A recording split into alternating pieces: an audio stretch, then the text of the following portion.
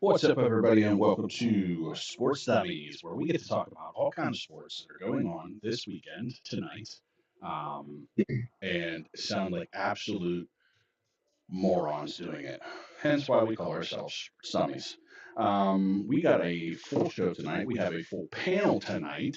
Matt is going to join us in about 15 minutes or so after he's done dicking around. But as for right now, we have Mike with us. So what's up, Mike? What's up, buddy? How you doing? I'm good, buddy. I'm good. The big news right now is that Penn State is ready to make a move on their head coach, and they have done so.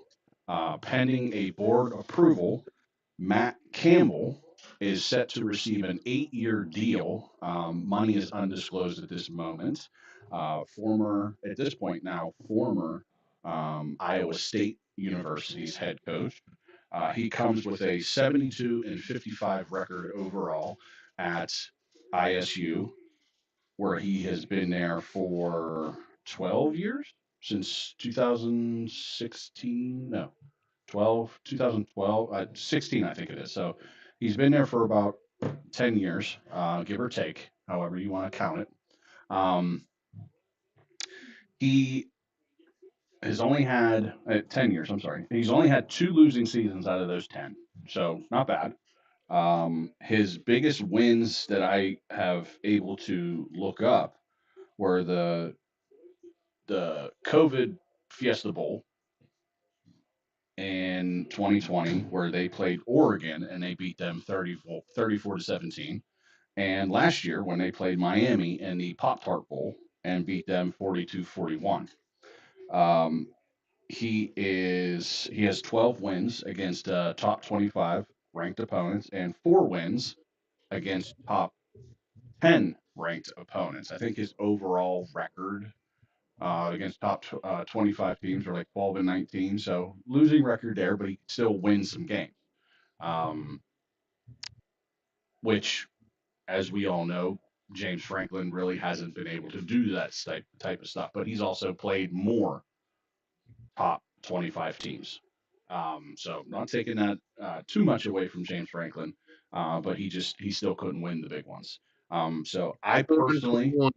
Yeah. Yeah, I personally don't really know how to feel about Matt Campbell right now, other than the fact that I know where he's coming from and what he's done on paper so far. Um, it seems, in my mind, I'm already hearing this, and I'm already thinking to myself, who in your right mind are you going to bring with you from ISU to Penn State that Penn State would want in the long run, right? Because typically guys that go to ISU aren't guys that are chosen by bigger schools like Iowa, Penn State, Indiana, Ohio State, Michigan, things like that, right? So they go to a subsidy of those schools, Iowa State. So you know, what's your grade A talent that you're bringing with you? Because 9 chances out of 10, when these coaches flip teams, they're bringing some of their grade A talent with them, right? Especially nowadays with the transfer portal and the way the NIL is, NIL. I don't got a brain fart there for a minute. NIL is, and things in that nature. But then I also think of the flip side of this is if Harry Smith is not going to be allowed to stay, per Matt Campbell, he might want to bring in his own guys. Um, who jumps ship? Who leads? Yeah. Because right now we got a bunch of ride or dies for Terry Smith, and um, they're probably not going to stick around because their future right now is up in the air. They're not going to know whether they're Right. going to be around. They're not sure if they want to stick around to find that out either. They might just say, Right. "Hey, deuces, my guy's not the coach, so I'm going to bounce up out of here." So Yeah. that's where I'm at right now. I probably would have liked to see Terry Smith for maybe a 2 to 4 year run, see what he's got, see what he does. But Penn State obviously didn't want to give him that chance. They went with their 10th best candidate, and I say their 10th best candidate because all the other ones they verbally said that they were going to talk to or try to talk to. Um, Matt Rule, Kirk Signetti, um, Georgia Tech head coach, the BYU head coach, all these other guys. Like, there's four of them right there that, because of this opening, had gotten bigger deals with the schools that they're already at. So Yeah. they've all elected to stay. So as of right now, the two biggest hires right now out of college football is probably John Summerall, who's going to Florida, and Lane Kiffin, and now Matt Campbell. Right? Those were probably the three biggest teams um, that were looking for head coaches: LSU, Penn State, and Florida. Now that we have them, now that they're in place, you know, we'll see what happens from here on out. It didn't really go well for LSU and Ole Miss. Ole Miss ends up promoting within, which that team seems thrilled that that happened, which good for them. You know, Right. a lot of those guys are probably going to end up staying now because of that, which Right. good for them. Yeah. But guys are inevitably are going to hit the transfer portal anyway. It's what they do. So, Right. what do you think about all this, Mike? So here's my take on it. So it's been a long saga. This head coach. That's the one thing that I look at, and it just seems like Campbell's a consolation prize right now. Um, I looked at his overall body of work. He worked his way up from a MAC coach to a MAC head coach at Toledo, won there, then worked his way into ISU for a decade and won there, 72-55 record. But you brought up some great points. My concern is, from a Penn State fan, is can you recruit with the big boys? Number Mm-hmm. one. What's going to be left in the cupboard once Terry Smith is gone? Mm-hmm. They retain him, who stays. Right. And I just I'm torn. I don't know what to expect right now. I heard Campbell's name briefly last week, but again, it was all a fallback. You know what I mean? There were guys like you said. He's the 10th, 11th, 12th guy that they named. Right. Could it be a good hire? Sure. I don't know. We But have on no idea. paper, Yeah. right, we have no idea. On paper, he has his work cut out for him. Yeah. Because his recruiting wise, he's more of a guy who develops. And that's the one. That's great. That's Right, fantastic. but can he bring the 4-star guys here to Happy Right. Valley? He should Right. be able to, just because of the name brand alone. But he wasn't able to do that in Iowa State, going from Toledo to Iowa State. But he did develop some very good players. I mean, he won 2 conference championships, with 3-time Big 12 Coach of the Year. So the guy's proven has a nice track record. Right. But time will tell. I think he's a good coach, but is he a good fit? We don't know. I think time will tell. We'll see how good his recruiting is. And listen, it's not just Ohio State and Michigan anymore in the Big Ten. Iowa, Indiana has proven themselves as a big boy now. It's 2 straight years when they have double-digit wins. That's the Kurt Signetti, fallback there. Which, yeah, I mean, you mentioned Iowa. right. They're always tough. Right. And there's teams that Wisconsin are probably not going to be down for long, just because of the brand there. And I don't know. It just seems that he's going to come into. It's going to be a tough job. I think I give Penn State credit for going out to make this hire, because they needed one sooner rather than later. Well, we just talked about this last night. Yesterday Right. was National Signing Day, or Thursday. Right. Or Thursday Tuesday, was right. Tuesday. Wednesday was, yeah. Wednesday. Whatever day it was. We just talked about it Yeah. just this week. It was National Right. Signing Day this week. There was nobody at the helm to guide that Right. ship for National Right. Signing Day. And now we're 2 days late to the party. Right, which hurts big time. Big Bingo. time. So I'm getting yeah. here that Washington State coach Jimmy Rogers is set to become the next Iowa State head coach. Oh, so Iowa State kind of had something already planned. It kind of sounds like it. Yeah. He was The one name. He won a Interesting national. news I heard. No, I was just going to give you a little bit of stats about Jimmy Okay. Rogers. Jimmy Rogers, he won a national title at South Dakota State in 23.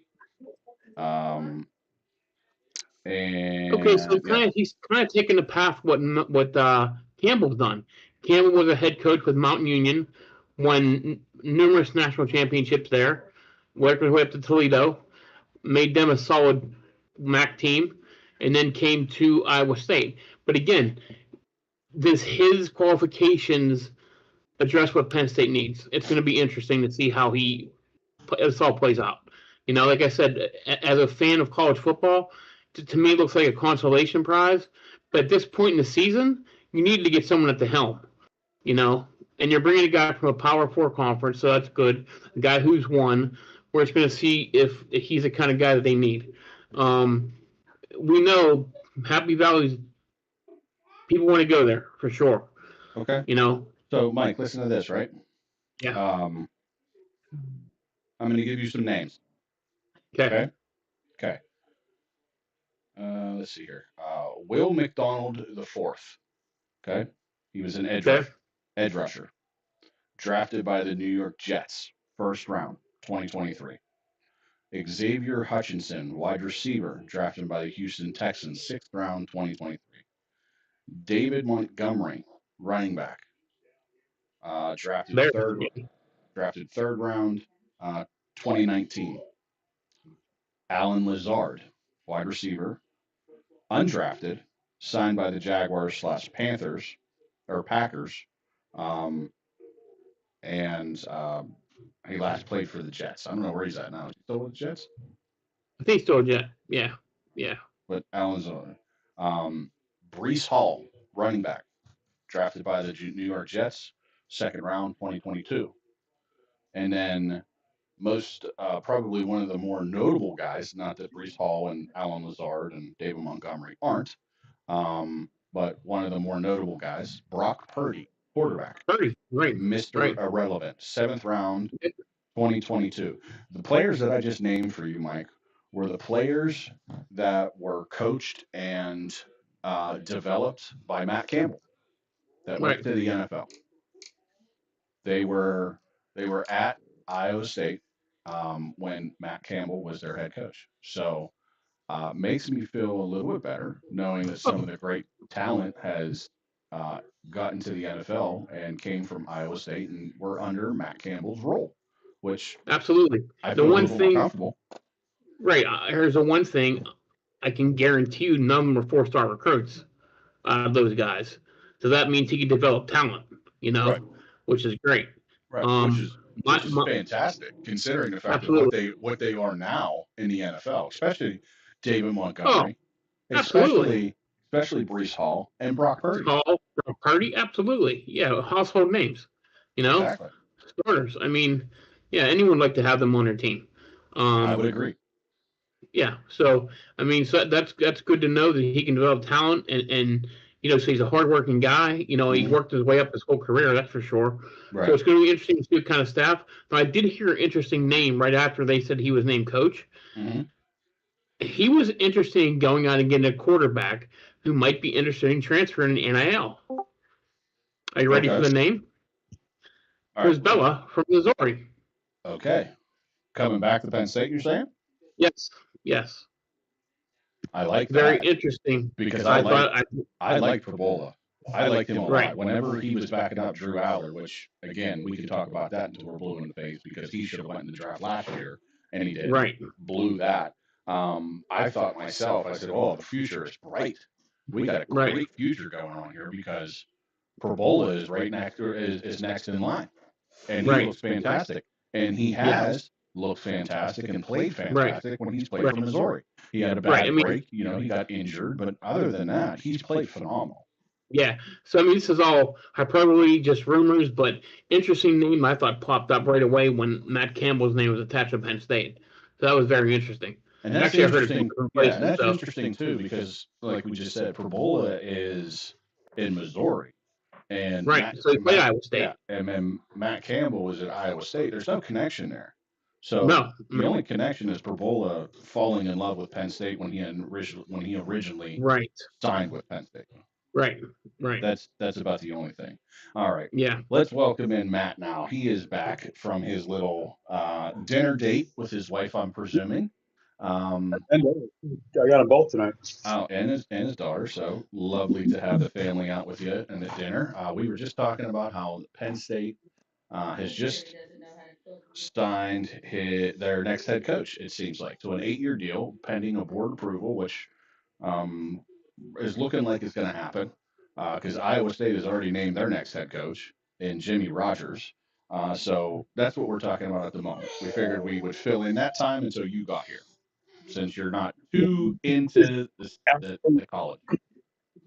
do any of these coaches actually work the entire 8 years? Like, get through that tenure of coaching, or they usually get fired by week five? Or by year five? Well, I mean, James Franklin was there for 12, so Okay. Yeah. and other than James Franklin, the shortest tenured coach at Penn State was Bill O'Brien, and he was only Right, there I think for 2 years or a year and a half. right, You right. know, Yeah, he's a stepping stone to the NFL at that point. yeah. So, yeah, And then before him, obviously, was Joe Paterno, who was there for 85 years. right.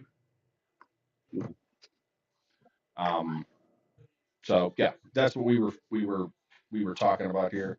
Um, we know that you're not too into the NCAA football, even though we claim that you should be. It's a lot more I agree. entertaining. Um, it's a lot more fun, I tell you that, than this business we have in the NFL. And speaking of the NFL, it's a great time to transition into the NFL because I have a question for you, Matt. I posed this question to Mike on Wednesday, and I think I want to hear your take on it. My opinion, and I'll tell you why my opinion is this. My opinion is that the Pittsburgh Steelers and Mike Tomlin are going to part ways at the end of this year mutually. They're going to agree upon going their separate ways. And here's why I think that. I think that because in 2026, the second most popular thing in the NFL is going to do is going to be televised live in the middle of Pittsburgh, and that is the NFL draft. I think that the Roonies would be embarrassed and devastated if all they heard the entire time in Pittsburgh was fire Tomlin chants while the draft is going on. I think on a national media scale, it would be horrendous for them to hear that globally. And that's why I think that the time is right more than ever to set up a departure for both of these entities. What do you think? Yeah, no, I agree. Piggybacking that, I just think that right now we're hearing the most noise to that argument that we've ever heard, hearing it from all different sides. Mm-hmm. Originally, it was just a couple of angry Pittsburgh fans, myself included. And then it was a little bit further with some ex players. And now it's current players and ex players and the media. And it's a narrative. And so it's pushing in that direction. It would seem like they'd have no choice to make, but then to make it mutual so that both parties look like there's less culpability and it's more of a handshake, thank you for your tenure and good luck in the future. So no, I agree 100%. I've been clamoring for it for 4 years now. I don't know. Once they rescinded him and extended him a couple of years ago, I just knew Right, that eventually we would be having this conversation now. It just took 2 additional years, right. after the contract was signed. Yeah, So I no, think I'm on. everybody moaned and groaned after the latest extension that he got, which was like a year or two ago, and we all were like, "What the hell?" Um, I have a list here. If anybody wants to hear it, I'll be glad to tell you. I have a list of 19 former players that would love to see him gone and move on to his next chapter. They have openly criticized him vehemently for the last couple of years. I also had another thought that I lost, but it's okay. You know what it means to me almost? I mean, again, I don't know what Oh, everybody's I thinking. remember my thought now. Go ahead. No, then go ahead, finish your thought. Well, my thought is, when was the last time you ever heard Pittsburgh boo the Steelers' national anthem and Renegade? That's when you know things are terrible. I mean, honestly, I don't know what is left to be said at this point. What I don't understand is that at some point, since this has been going on for several years now, and it's going to take something like this for a change to happen. It's not going to be like ownership's going to just wake up and go, you know what, you're right. and let's just do that. No, it's like they're just dragging us through the mud, all of us, fans, city, coaching team, to get to the final decision that we all know is going to happen. And it Right. just seems to me like, where's the commitment from the ownership at this point? Are they just going to rest on the laurels of what the team was as opposed to what it really is or how it's been for the last so many years? So it's just, I don't know. They have to accept some of this responsibility. Ownership does. They're the ones ultimately that make the decisions. It's not Mike Tomlin that decides if he stays or not. It's the Rooneys. Hmm. So where are they in all this? How are they handling all this criticism now for years? Not Well, just weeks, but for years. they're What's gonna, their position? yeah, they're gonna come out and they're gonna say that they back him 100%, just like they do. They're gonna give you all the word salad that you want to hear, nationally on a media standpoint of how they trust in him, and we're not making any changes right now, and they're gonna say all the things that you should say, not coming out and sounding like Jerry Jones and being like, I don't know, there's a problem, I'm gonna fix it. You know, they're not going to make a bigger story than what is already here. Is what I'm saying. Jerry loves making stories. Let him do that shit in Dallas. You know, um, here in Pittsburgh, we don't need that. We got enough stories up here with how he's running this organization at the moment. So that's my take. They're gonna be hush hush on it. They're gonna talk behind closed doors, and then come Black Monday, um, you're probably going to hear about it that they have decided to part ways. Well, I hope so. I Yes, hope that's the decision for the organization. for the We'll see. organization's sake, yeah. Especially in some of these acquisitions that we've made too. I don't know how much longer we have Jalen Ramsey. I don't know how much longer we have John Smith, or um, or obviously we know what we have in Rodgers, but we don't know how long we're going to have Gainwell, and even some of the other guys that might be retiring here. Guys that are up for new contracts probably not going to want to sign here if he's still the coach either. So maybe a Pat Fryer move might want to say, you know what, I don't want to be here no more. Maybe a Jalen. Well, I can't say Jalen. He just signed a new deal. Kenneth Gainwell. I'm not sure how many years we have him for. Alex Highsmith hasn't performed that well this year. He might be gone next year. Um, JPJ, which right now, unfortunately, is probably one of our best defenders, besides Nickel or Eccles. Um, he may not want to re-sign here when the time comes if Tomlin is still here. So those types of things I would start to worry about when those contracts become available, to be re-signed. They may not want to stay, and then we're going to really need some help in the draft and free agency of things of that nature of filling those voids that that are there now that still haven't really been filled. Our wide receiver two just got filled, and it's by a guy who's getting ready to retire. Basically, this is his last stop before he gets on the couch potato line. So who knows what's going to happen if he stays any longer than this season? We're just overpaying players on the defensive side, especially.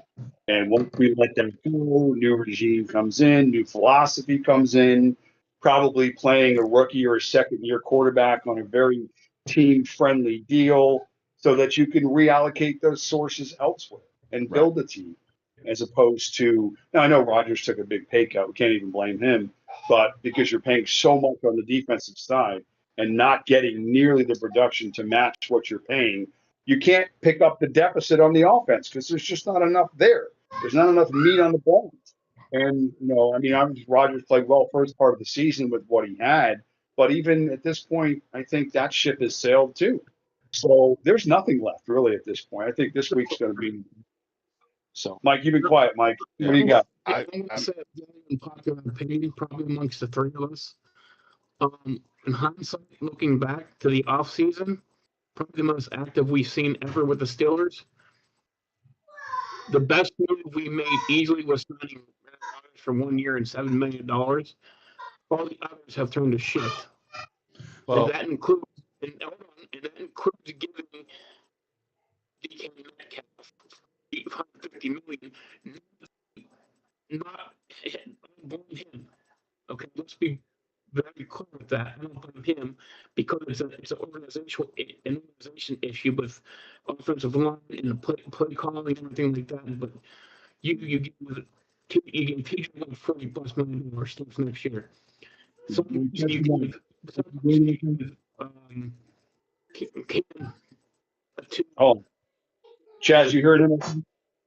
I'm hearing bits and pieces, but I'm catching what he's saying. Mike, I don't know why your audio is cutting in and out. But yeah, the only other thing I was going to say, and I know that a lot of people are now, getting upset with the extension that you gave TJ Watt because he hasn't really performed this year. And how could he when, everybody keys in on him and there's nobody else on the defensive side that can get to the quarterback essentially. But the extension and the money that you had to allocate towards Cam Hayward is complete bullshit in my opinion. Um, the guy is done. He's done playing, and he's trying to juice it for whatever is left. He's got a sack and a half this year. That's it. Tell me where that money. Tell me where that was well paid. I mean, you could say the same thing about TJ, and I get that, but TJ's a little bit younger. He's got more on the. He's got more football ahead of him. So yeah, I can understand paying him a little bit more. But that pay raise that he got was bullshit. Um, Rogers did us a favor, but he was going to do anybody a favor. He said publicly, I'm wherever I'm going for 10 million. That's all I want. It's all I really need. You know what I mean? He didn't really come out and say I want to break the bank. It wasn't his intention in the long run anyway. So yeah, again, this week, I don't know if you guys heard the comments in the locker room after the game, a couple comments during the week. Guys were taking side shots, not naming names, about players not performing up to their ability and not mending their gaps. And it's all clearly shot at TJ Watt.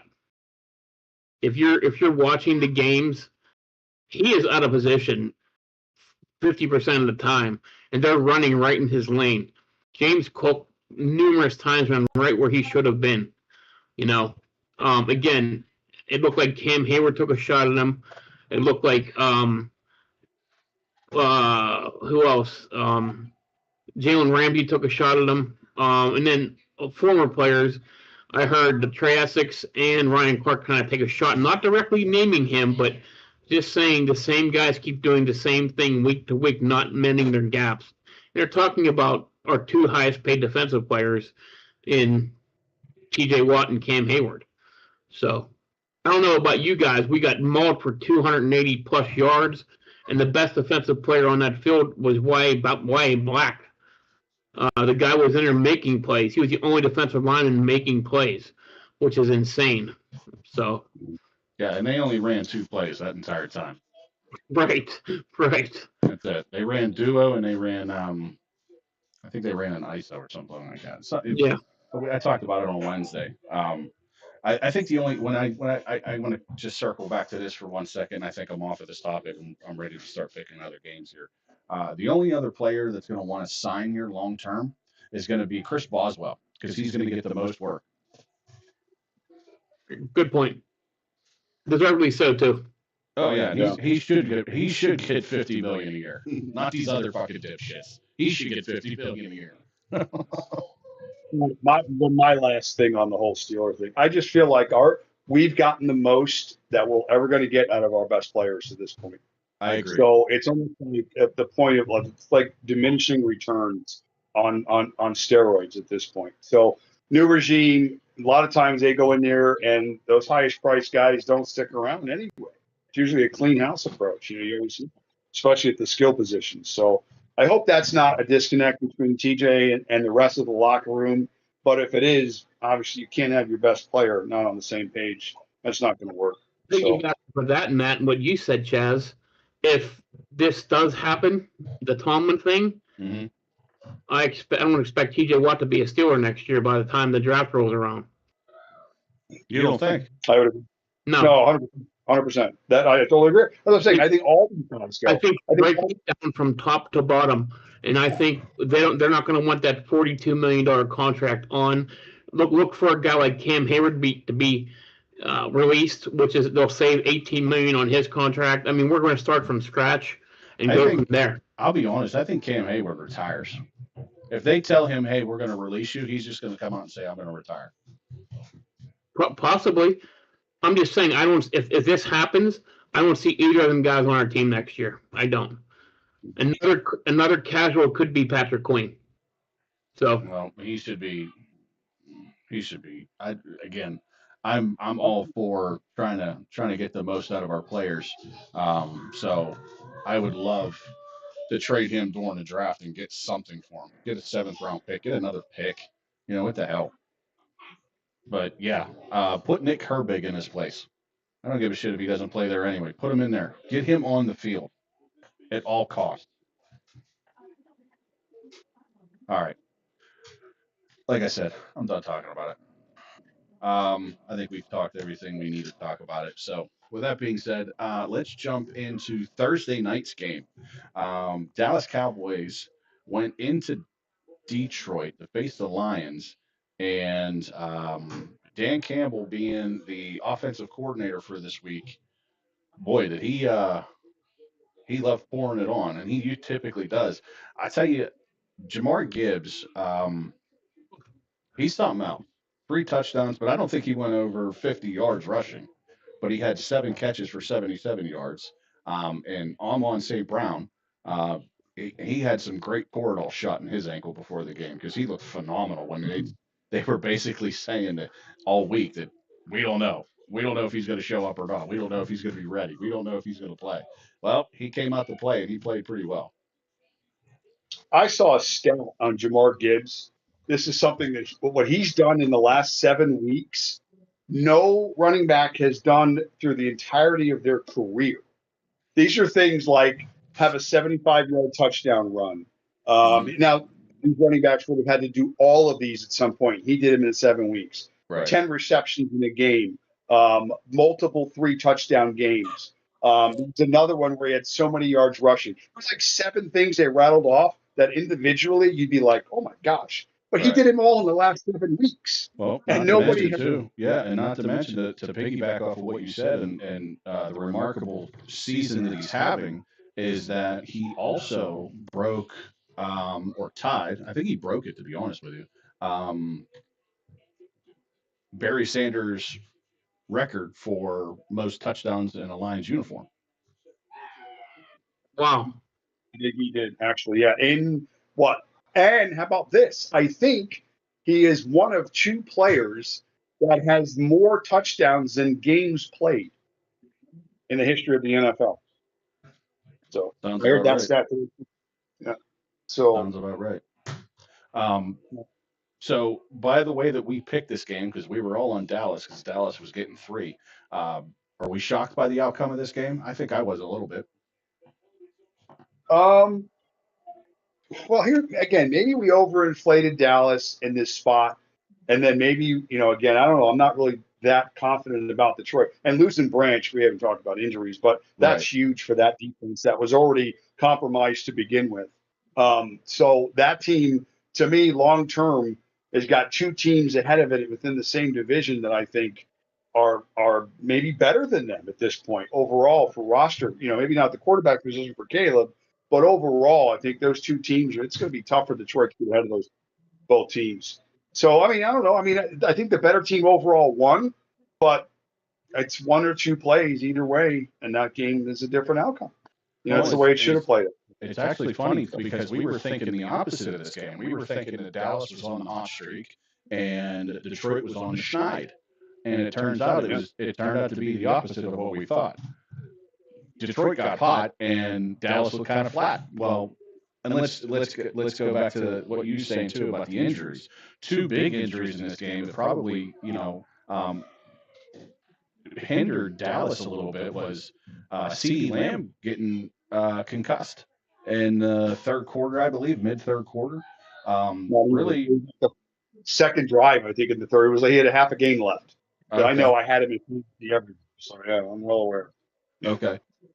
So yeah, big huge blow. No pun intended, for CeeDee Lamb to get hurt before the middle of that game and really kind of put the hurt on Dallas's offense. And then on the other Yeah. side of the ball, like you said, Brian Branch, um, fantastic player in the backfield for the defense on Detroit, ends up tearing his Achilles, and there's going to be questions about when he can come back for next year.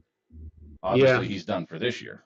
right. So And after losing Terry Arnold on Monday, the season-ending surgery. So right, yeah, Terry talk and about Arnold too. them taking hits in that secondary. Hmm. One other thing we haven't mentioned, guess who quit in that game? Say it again. Guess who quit in that game? Who quit? Number 3 for Dallas. Yeah, Georgie. Yeah. Yeah, so Dallas got a little bit of a hint of why Pittsburgh was so fed up with him and ready to let him go. Yeah. He didn't You know get what? his way, so he cried like a baby. That temper tantrum, I mean, he's really looking at 4 years and $100 million. And now, if you're a coach or an organization, you're thinking to yourself, well, maybe he's shaking off all that stuff that people were talking about. I mean, are you going to want to commit to him long term in a situation with a player like that you don't know what you're going to get week to week? Right. I mean, I don't know. Talent through the ceiling, but at some point, you need him on the field, in the right mind. And it's a lot of money to put on. It's not going to give you that every week. 100%, Matt. I mean, as an organization, no one's ever doubted this kid's ability and talent. It's his attitude. It's his noggin. It's just not there. Hey, look. So we'll see what happens. The way I see it is he's one hit away from turning into Antonio Brown and taking off his jersey mid game and walking across the field throwing deuces up to everybody. So real quick, one thing I saw this morning, they were talking about what happened with Pickens yesterday, and I remember an interview last year with Mel Blount, and they were asking Mel Blount about the Steelers organization, what Chuck Noll would have done with George Pickens.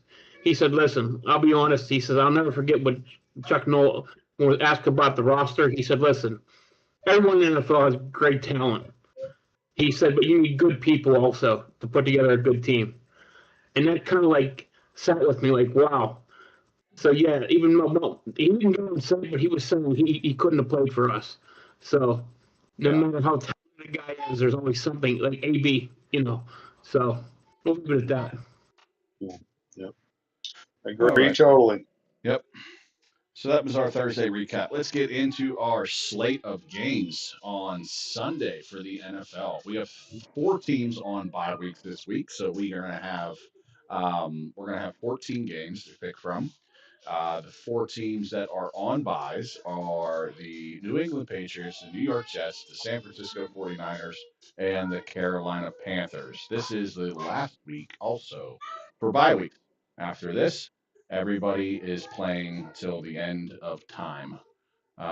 So, with that being said, we have a huge matchup for the Seattle Seahawks, who, by the way, West Coast to East Coast here, maybe might play a factor in it. So the Seahawks are going to give Atlanta 6.5, and the over/under is set at 44.5. Now we know what it is like here in the Northeast, Matt. It is cold, it is bitter, it is nasty out. They are playing in a dome, so it's not really going to care too much about the weather outside, just like your head. A big dome for everybody to be in. So, what do you think about this game, Matt? 6.5 to the Falcons. I'm glad you came to me because you know how I feel about our boy, our quarterback, our guy. And you know how this game's going to turn out because, the argument tends to be, Sammy Boy kind of fades in prime time. So stick him in a 1 o'clock game in Atlanta, boy, and make him cook because nobody's watching. So he goes out on this game to me and throws for, I'm going to say, probably 3 touchdowns and 350 yards. Start him. Seattle in the over, 40-10. Seattle crushes them. Sammy Boy cooks without the primetime lights. 1 o'clock and it. Go, baby. The over on this one? Over under is 44.5. Thank you. Okay. Oh, yeah. Atlanta and the over. And by the way, this is the only one I'm going to look at to see what it costs to get in Wait. that stadium. And You said Seattle in the over, right? Yeah. Okay. Okay, yeah, I got you a Seattle in the over. Yeah, and according to word, they're giving away, it's free hot dog day in Atlanta on Sunday. Sammy cooks it, baby. 350 and 3. Put it in the bank. Hot Atlanta. I'm going to make mine short and sweet. Seattle in the over. I like, again, Matt, you hit on all points. Plus, Kirk Cousins he's just managing a team right now. He's worst in the NFL in throwing over 10-yard completions, 33%, which is ridiculous. Darnold had his worst game of the year last week, and, he's going to bounce back in a big way. Seattle's going to hammer this team. So, Seattle in the over. 2 words. Go ahead, Mike, say it. But Sam Darnold, what do you want? What? Kirk Cousins, he's going to say. Kirk Cousins. There you go. Give me Kirk in the over. He's getting 6.5. He's going to keep it close. They're going to listen. I do not doubt that Seattle is probably going to win this game. I do doubt that they're going to blow them out tremendously. So 30 points. Kirko can keep it close. I think he keeps it close. Chaz, this click for Donald, I have surpassed with Kirk Cousins. So Kirk Cousins, that's it. Yeah. He stings a little bit when you hear that name. I know it does. A little bit, still, yes, a little bit. I know. It's okay. I still puff up my chest when I hear that name too. So it's okay. All right, on to a big game. Cincinnati is going into Buffalo, and it's going to be outdoors in Buffalo, and Cincinnati's getting 6. Over under is set at 53.5. Big spread for a cold game. Cincinnati here. I think that Joe's going to throw the ball like 60 times. Partly because they probably have to, because the Bills' offense hasn't been great the last few weeks. And if you're going to get right against somebody, it's the Bengals' defense. So I figure the Buffalo Bills will score. I think Joe is going to come in there and just throw it all over the field like he normally does. I'll segue to one of my top 5 predictions for later. But I'm on the Bengals here, and I think there's going to be a shit ton of points, regardless of the cold or not. So Bengals and over for me. Chase has already got 86 catches this year, missed 2 games. It's crazy. So 20 targets for him, 15 targets for Higgins is playing, right? He's back. He's playing. I was just about to say T. Higgins is back. So they're almost at full strength offensively, but again, defensively they're just terrible. So yeah, give me the Bengals to get inside that number somehow. It's a big number, and the over. Yeah, and no surprise here is that Trey Henderson is still out. Yeah. So this is a tough one. You can go, Chaz. I'm still flip flopping here. Yeah, it's tough because we're looking at this game and we're wondering which teams are we going to get. Are we going to get the Cincinnati Bengals of last year, who could throw the rock and score 35 plus points every game?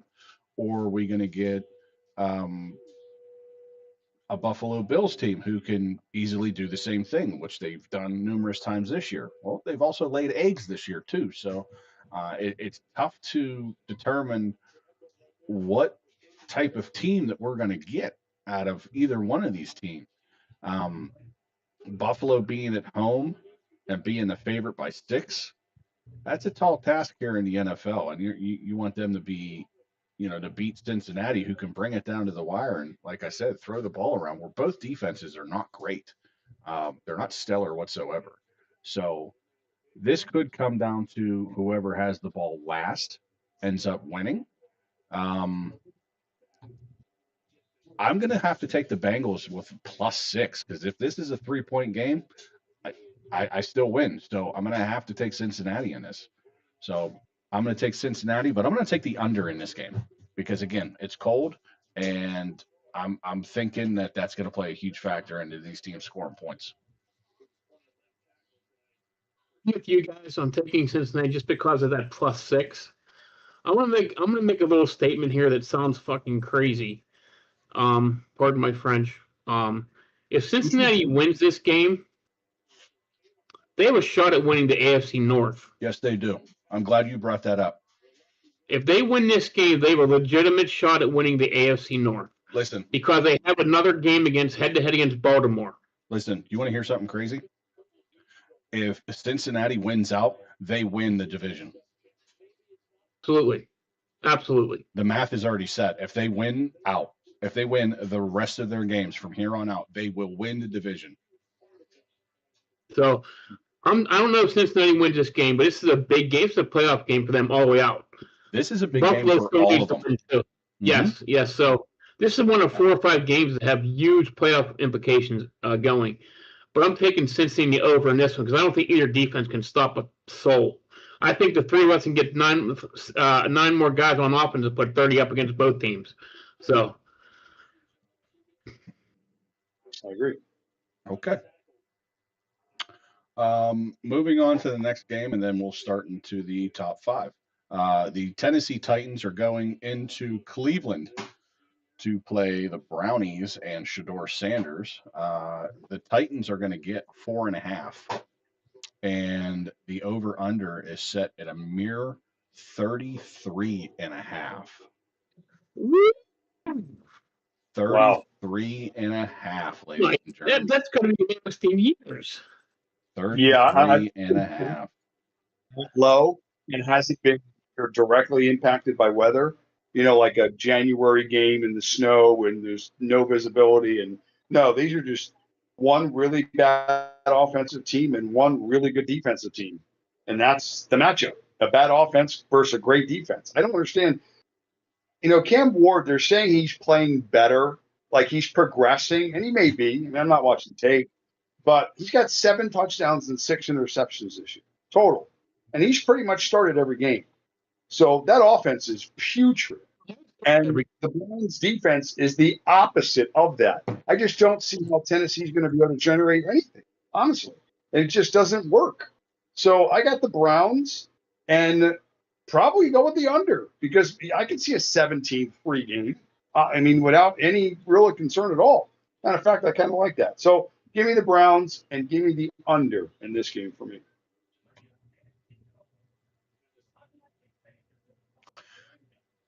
I got to be honest, Matt. I don't hate it, but I'm gonna follow you on the under.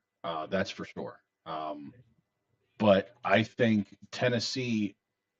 This might be a great game for Tennessee to win. They're playing a team that's not that great with a quarterback that is subpar at best.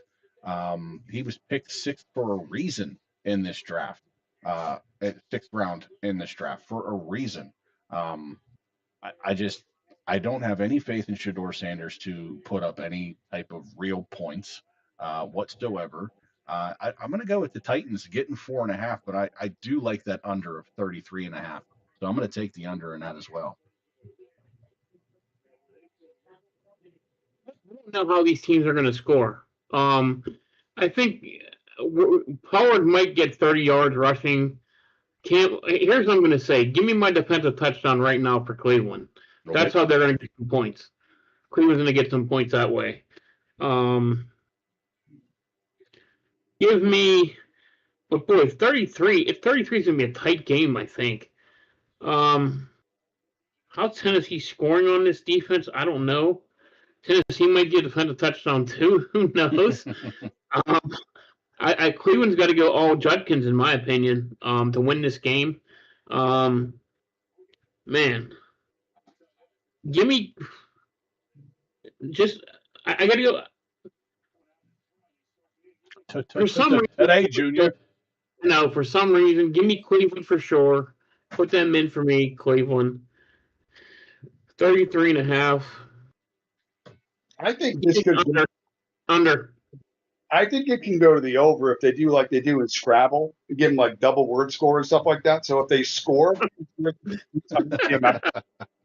so maybe they can get a field goal and count it for 6. I don't know. Maybe something to be creative, but yeah, this scores. They're gonna score this game by how many first downs they get. I think they're going to need a lot of triple letters because I don't know how else they're going to get on the board, honestly. They're gonna score it by first downs. That's it. All right, Matt. This is your baby, the top 5. Why don't you kick Oh, us yeah, off? baby.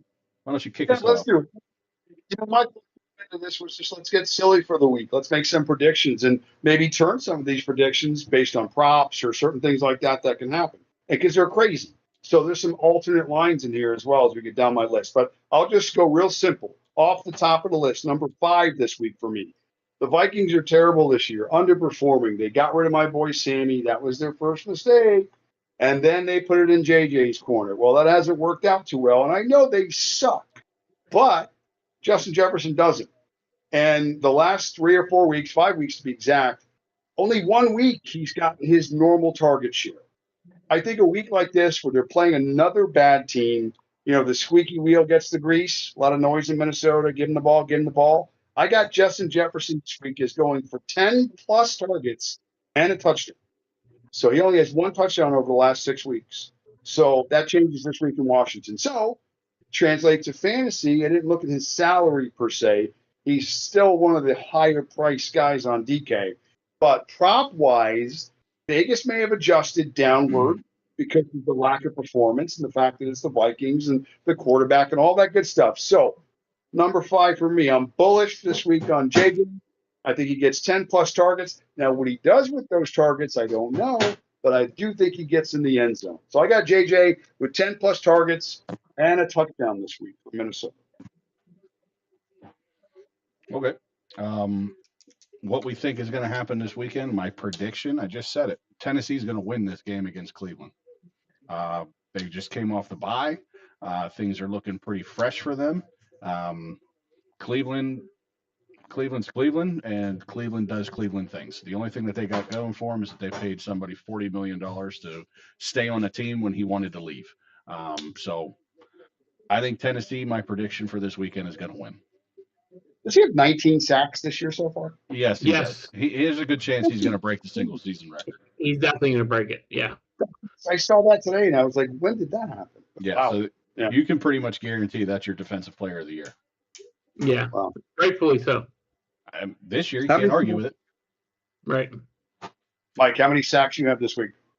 6. That's good. That's good.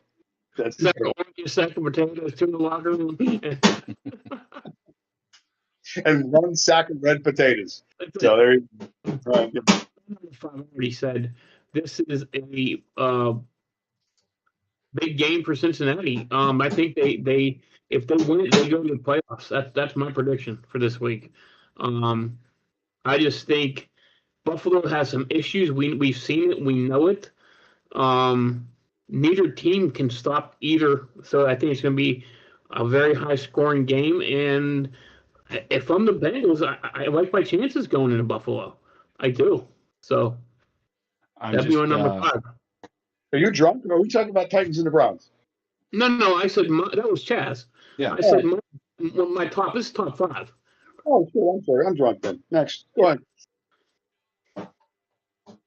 Anyway. Yeah. Sorry about that. Yeah, it's okay. The hell, this guy. Yeah, it's okay. This guy. By the way, Matt, real quick on your prediction, Justin Jefferson averages like 9.3 targets, so he should get 10 targets.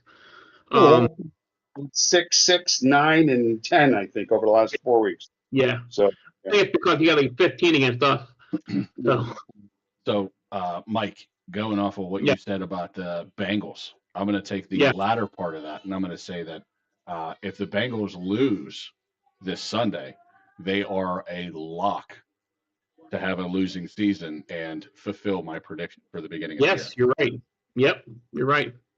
So, guess who I'm rooting for? Yeah. All right. Back into what Matt was talking about. He was talking about the Minnesota Vikings, so let's talk about them. Minnesota is going to get 1.5 at home. I'm sorry.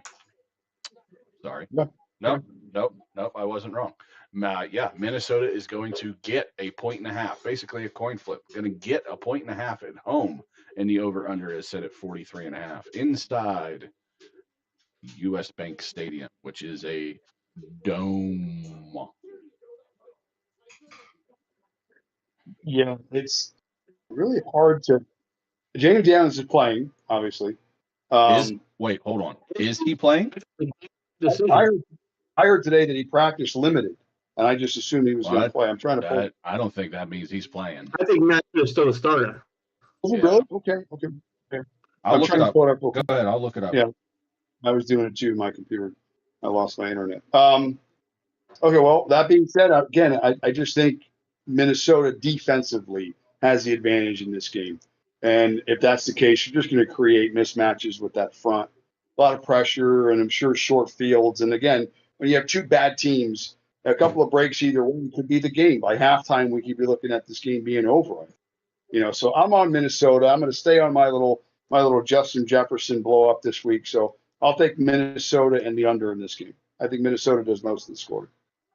Minnesota in the under. Okay. Mike, I'm going to go next because you're going to want to hear what I have to say. Yeah. I was going to go with the Vikings until I just found out that Jaden Daniels is slated to start for Washington. So I'm going Washington. Yep. Wow. I'm going Okay. Washington. He's already been named starter for this weekend. So I'm going Washington, and I'm going the over in this game. Now. Wasn't before, Wow. but now I am. Wow. I'm just shocked by that one. Yep. Well, I was going to go Minnesota. Now I'm hedging, I think. You know what? Give me Minnesota in the under, or the over in this one. If JJ McCarthy's ever going to have a good game, it's got to be against a defense like Washington. You know, I know Aaron Jones is a shoulder injury, but they still have who's our running back? Davis? No, Wilson. No, that's Green Bay. They still have got to have my fantasy team. Jesus Christ. But yeah. Amazing. Yeah. So give me Minnesota in the over in this one. So I think he'll have a decent game. I'm shocked that Daniels is back. I'm really stunned by that. Me too. Elbow injury looked gruesome. I'm shocked he's back in 3 weeks. That's crazy. Yep. Or 4 weeks. So you're 3-9. So what are they doing? I mean, yeah, you've already locked up with a losing season this year, and the fact that he's back so fast has to be equated to the fact that he didn't tear anything.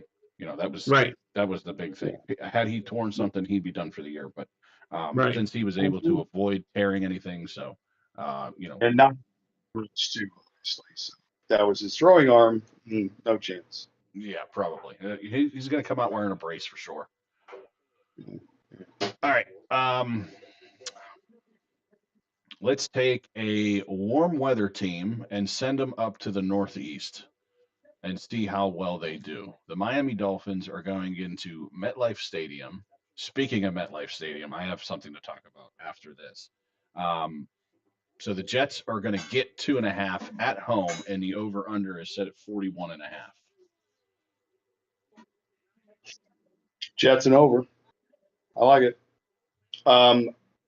Adonai Mitchell, get you some fantasy goodness this weekend. Cheap on DK. 12 targets last week. Caught 9 of them, I think. He had a pretty good week. Yeah, speaking of DK too, Mike, you got to send out the invite. Yeah. Jets and over for me. The Dolphins, like I said, they've been playing better. People were actually talking about them going on a run based on their schedule and being a playoff team. Stop it. Okay, that's silly. That's not going to happen. So I'll take the Jets to officially put a fork in them and call them done after this week. So Jets and over for me. Adonai Mitchell, Good. DK, baby. Lock and load. Okay. I got I don't like either one of these teams right now, so give me the Jets and the under. And I'm taking the Jets because Miami doesn't do well in a cold, so there's my reasoning for that.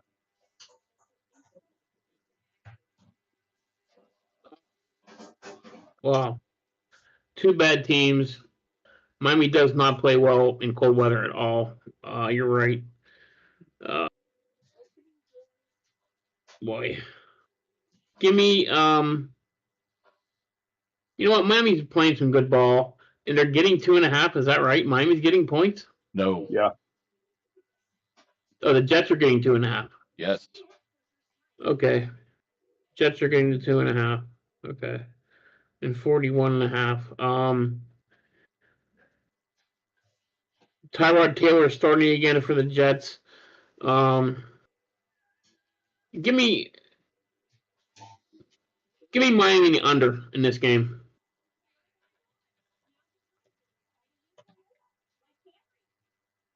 You know, 20-7. I'm sorry. We talk about the weather, and I just pulled up that Kevin Roth site that I use. The only orange games this weekend are considered Cleveland and Buffalo. And the reasons being is because of the freezing temperatures and the wind and some snow and stuff like that. But really, we're still catching a break here weather-wise overall. I mean, it's going to look different this weekend than it has, but there's only 2 orange games right now, and, based on the schedule. They don't even mention the Miami Jets game as any bit of concern other than just the temperature. But so that's interesting. So just make sure you're checking up-to-date weather. It changes. It's 3 days out, but right now it's Cleveland and Buffalo is where they're really concerned about some wind with the cold temperature, with the elements like the snow and stuff like that. So that's something to be aware of. Okay. I said that that I had something I wanted to talk about real quick after I talked about MetLife Stadium. Did you guys see the NFLPA had agreed, or I should say the NFL has agreed or put in motion that all teams by 2028 need to have different playing surfaces that is agreed upon by the NFLPA, which basically is anything that is an artificial hybrid or grass, basically. Interesting. About time. By 2028. You know, and all the technology they've been pushing for uniforms and safety and everything else, everybody's been bitching about some of these fields for years. Yeah. And they have the same technology that they could use to make these fields also safer for the players. I know there's people cataloging injuries related to field conditions and fields. And I know there are statistics out there that show certain fields are more prone. And it's because of the field itself, whatever the composition is. So yeah, I'm all about this. They should have done it years ago. Why do they have to be so unique, these stadiums, when it comes to player safety? Everybody should have the same advantage or disadvantage. There should be no difference. So make it safe, make it reliable, and be done. Move on. And let's not forget about the fact that this is getting pushed not only by the NFLPA, but also by FIFA, by soccer, the MLS, because they want soccer, the Golden Cup, for the Gold Cup, they want soccer in the United States. So soccer has come out and said, we will not play on your shit ass turf. You get these type of surfaces and we'll play on them. If you don't, we're not coming. So that's another thing too that is probably playing into this factor. You've seen those big helmets they're wearing now, some of the players? The extended size helmets. Have you seen those yet on some of the guys? Yeah. How big would that thing have to be for you to put one on? My God. Seriously. You would need, you'd have to put like a convertible Volkswagen Bug and just paint it yellow, stick it around your head if you want to be a Packer fan. That'd be perfect, I think. Yeah. So pretty cool. Me too. Yeah, that's in here. So. Talking about getting them a cauldron for a hat. That's great. All right. So. All right. Let's move on. So the next game we have is the New Orleans Saints are going down to Tampa. They're going to get some nice weather down in Tampa, 77 degrees it says it's going to be. And the Saints are going to get 8.5, and the over-under is set at 41.5. What's this next one, guys? I'm sorry. I just put Saints up there. Saints and Buck. Saints are getting 8.5. Wow. 41.5. 41.5. 41. 4-1. Okay. All right. Bucks and under. Again, Buck- another game to just You say see where the Saints and their lack of offense. Bucks and under. Yeah, Bucks and under for me. Like a nice 27-10 game. Yeah, I'm going Bucks. I mean, Tampa's just playing every week. What seems like with duct tape and band-aids and everything, but they just keep pushing along. They have to have this game. That division's getting pretty tight. So, out the Bucks at home, they take care of business. They play better D. Bucks and under.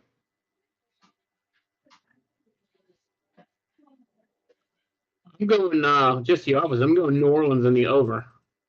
Tampa Bay's defense has not played well recently. Matt, you may bring up a great point. They are duct taping everything offensively, even though Tampa Bay's got some players back. Bucky Irving's back. Godwin's back. Mike Evans is practicing. I just like New Orleans in the over. The 8.5 is a big point spread to give up to a team with a bad defense. So, yes, to piggyback off of you, Mike, Jalen McMillan and Mike Evans have been spotted around practice. They're not playing this game, though. There's no confirmation that either one of them are going to suit up for this game, which I wouldn't think that they would. But I echo those sentiments that you said. 8.5 points is a lot. The Saints have looked decent with Tyler Show as quarterback as of late. The only bad side to the Saints offense right now is the fact that Alvin Kamara is out, I believe, again, which means that Deal or whatever it is, Neil, whatever his name is. Neil, yeah. Is going to get the start again at running back. But 41.5, I think, is a little bit low for these two teams that can let points up and score points, it seems like. So I'm with you, Mike. I'll take the Saints and I'll take the over. Well, I read something that the Saints quarterback missed 2 meetings this week. He was a no-show. I'll be here all week. So, all right. Anyway, let's keep rolling.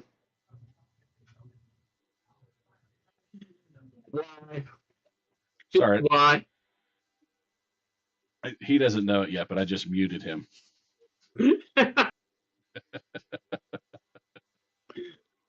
No, come on, that's fantastic. I unmuted you. Meetings, how about Abdul Carter last week? He got caught watching porn in a team meeting, and so he wasn't even starting. So bad. I only caught half of that, but I know the story. And yeah, that's just, you just wonder why people do some of the things that they do. Do they really think that they're that entitled or that they're that untouchable that even if they did get caught, that nothing would happen? Like they'd be like, it's okay. Everybody does it. Or don't worry about it. It's the first time. Or it's insane that they throw everything based on that. Yeah. And it's like, what are you going to do? You're going to yank your fishing rod right there in the middle of a team meeting? You know what I mean? Exactly. Yeah. Go home. Go home or go in the team closet or something. But my God. Go in a bathroom or something like that. Like if that's what you really need to do to get through your day, if you want to be Matthew McConaughey and Wolf of Wall Street and you want to do all that stuff and yank it somewhere else. Okay. Jeez Louise. Where do you go on your lunch break, Mike? He goes to the storage room. We know why. That's right, baby. Tuna fish, mayonnaise. Let's go. Right. He does PG-13s, the jars of mayonnaise. All right. We're off the rail here. Nice. All right. Yeah, good mindset. Let's see here. What do we got here? We don't got much left. Go ahead, Matt. Give me number 4. Number 4, baby. This is a good one for me. We kind of laughed at the game, worried about scoring points, but I just need this guy to get 1 touchdown and 100 yards. I think question on Jenkins, sorry, for the Cleveland Browns. He only has 1 game this year over 100 yards back in week 5. I think he gets 1 this week. I think they just give him the ball. And there's not a game script where I see where Cleveland's chasing in this game for points. maybe 3-0, but not enough to change them to what they want to do, which is run the ball. So I got Quinshawn going over 100 yards this week, rushing and getting a touchdown, which is also things that he hasn't done consistently. But I'm going to parlay this over to some DK. He's like right in the middle of the pack for running backs this week. So if he can do what I'm thinking he can do, he gets you 100 plus and a touchdown, cha-ching. That's a good one. So I think Quinshawn over 100 yards on the ground and at least one touchdown. Quinshawn, number 4.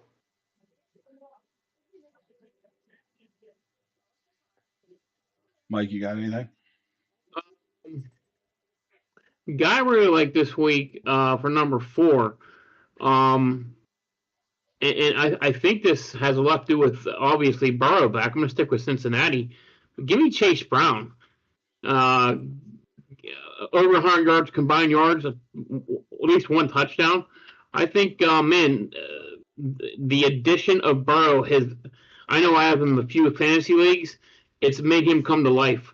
He's a 10 to 15 point scorer now. Every week you grab a touchdown, you can get 17, 18 points. I mean, that's nice. He catches the ball in the backfield. If you want a sleazy pick, if you need a running back with this week of buys, that's Samaj Perine. He catches a lot of balls too for Cincinnati. So, Burrow isn't afraid to share the ball around. But Chase Brown looks very good to me this week for a number 4. So I think he prefers to be called P. Ryan. But if you want to call him Perine, yeah. Yeah, I think it is Sammy P. Ryan or Samarja P. Yeah. Ryan or whatever. Mm-hmm.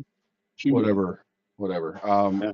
My number 4 is just it's a lazy one. It's just a team win. The Eagles are not looking great as of late. I think the Chargers end up squeezing one out at home against the Eagles on Monday night. So that's what I'm thinking happens this weekend as far as a prediction is the Chargers. And they also happen to be getting 2.5, so you know where I'll be staying whenever we get to that pick. But Justin Herbert's question mark. Yeah. Yeah, with his surgery, his non-throwing surgery hand, right? Harbaugh already said he was playing. I'm not worried about it. Plus, he gets an extra day. I'm not worried about it. If and we're going to talk about this next, which is a good transition, but if Daniel Jones can play on a broken leg, then Justin Herbert can play with a banged up hand that's non-throwing. So, with that being said, the Indianapolis Colts are going down to Duval to play the Jaguars. And this is a pick'em game. The Jaguars are going to get 1.5. The over-under is 46.5. So I think that if you like history and you like previous performances between two teams that I feel like they know each other pretty well, the last time the Colts went into Jacksonville and won, it's been 10 years since they've won in Jacksonville. Straight up, or I should say against the spread, Jacksonville is 16-3-1 versus the Colts in their last 20 meetings. That's a pretty good sample size. And I think, I don't know, again, I don't want to pile on I told you about Daniel Jones and he's really not that good and whatever. Okay, Daniel Jones is fine. The Colts are still a playoff team. They're probably still one of the top teams in the AFC. That doesn't mean that they don't go out this week and lose another. It's the NFL. You still got to play each week. And I just think Jacksonville in this spot, who has steadily improved, we're thinking is maybe, again, one of these teams that's, the next up that we've been waiting for them to be a contender. I think they're just in a great spot this week. Again, I think the Colts are just not. So I think the Jacksonville can somewhat limit Taylor a little bit and force Danny Dimes to make throws and make plays. I think Jacksonville has an advantage. So I'm on Jacksonville in this game. I'll go with the trends. And I'm getting points as a home dog, which is crazy. So I'll take Jacksonville. I think this game stays probably just under the total. So Jacksonville under for me in this game. Okay. I didn't like how Danny Jones looked like last week with his freshly cracked fibula in his leg. He couldn't move. He couldn't even move in the pocket. He never left the pocket, and unless it was time to punt or they had to scrape him off the floor when Houston got 8 sacks against them with one guy. So I don't think that that trend stops this week. He still has a broken freaking leg. And like you said, Matt, historically, they haven't done well in Duval.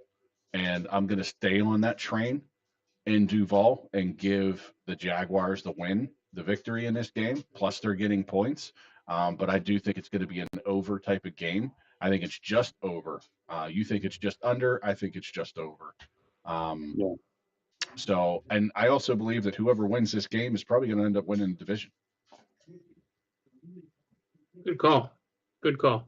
Yeah, they've got the inside track for sure.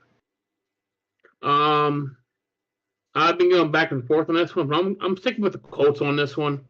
If Danny Dimes can do one thing, it's carve up zone defenses, and that's all Jacksonville plays. So if you get some time, if Taylor can have a good rushing day, they're the third worst in the NFL. Actually, Indy's the third best against the zone D passing wise. So Michael Pittman might have a big day. Give me Indy in the over, but I'm with you guys. It's very close. This number is perfect for this game. I see this as a field goal game. Give me like 26-23. I think Indy wins, just barely beats the spread. Give me Indy in the over in this one. Indy, Yeah, that's a loss. All right. Okay. The next game, which is also going to be part of my top 5, but we'll talk about that when we get there. The Pittsburgh Steelers are going into Baltimore to play the Ravens, and Pittsburgh is going to get 6. Over under is set at 42.5. It's an outside game. It's on the East Coast. It's not going to be as cold as some of the other games, but it's still cold. Yeah, that's about as much as I can tell you right now. Steelers getting 6. Pittsburgh in the under. We don't win, but we tease us enough to where we think we have a chance to win that game because we're probably in it close and late. Because Henry has his worst games against us. Lamar has his worst games against us. And it really doesn't matter what the surrounding circumstances are generally. I mean, even when Baltimore's been really good, they come into Pittsburgh or we face them and he just struggles. He doesn't play well against us. And in this situation, Baltimore's offense is struggling mightily. And the identity of that offense is not good. He's in 3 straight games without a touchdown pass, Lamar. I mean, that's never happened in his career. So these are 2 putrid offenses that historically rely on the other side of the ball anyway. So I don't see why it's going to be any different in this game. And I think that total is just too much. And I think that spread is too much. So I'm going to go Steelers in the under here. Probably in like a 17-13 game. Somebody. So. Well, Matt, I'm going to disagree on everything that you just said. I think the Steelers get blown out. I think that Lamar goes back to Lamar during this game.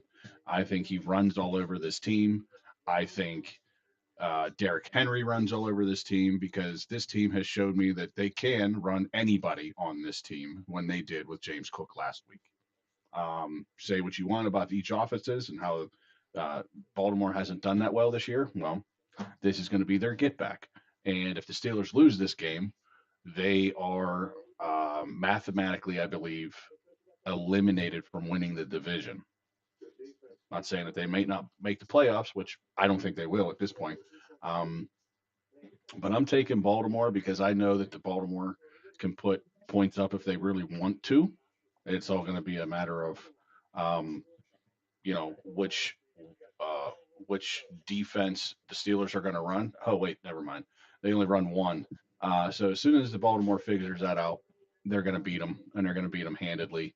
And the Steelers are just going to go back to the way that they always are, break our hearts and not be able to score and let up too many points. And that's why I'm taking Baltimore and I'm taking the over. Listen, every year the calendar changes, but these two teams in the regular season stay the same. This game's going to end up 17-16 or 20-16. Someone wins. Give me the Steelers +6, even though they suck. Baltimore's bad too, but both these coaches played so close to the vest. It's a typical regular season game where they're going to try to throw too much and not run Henry enough. And the Steelers are going to stick around. They're going to lose the game, but it's going to be like 17-16, 20-16. Baltimore wins. Give me the Steelers being under. 100%.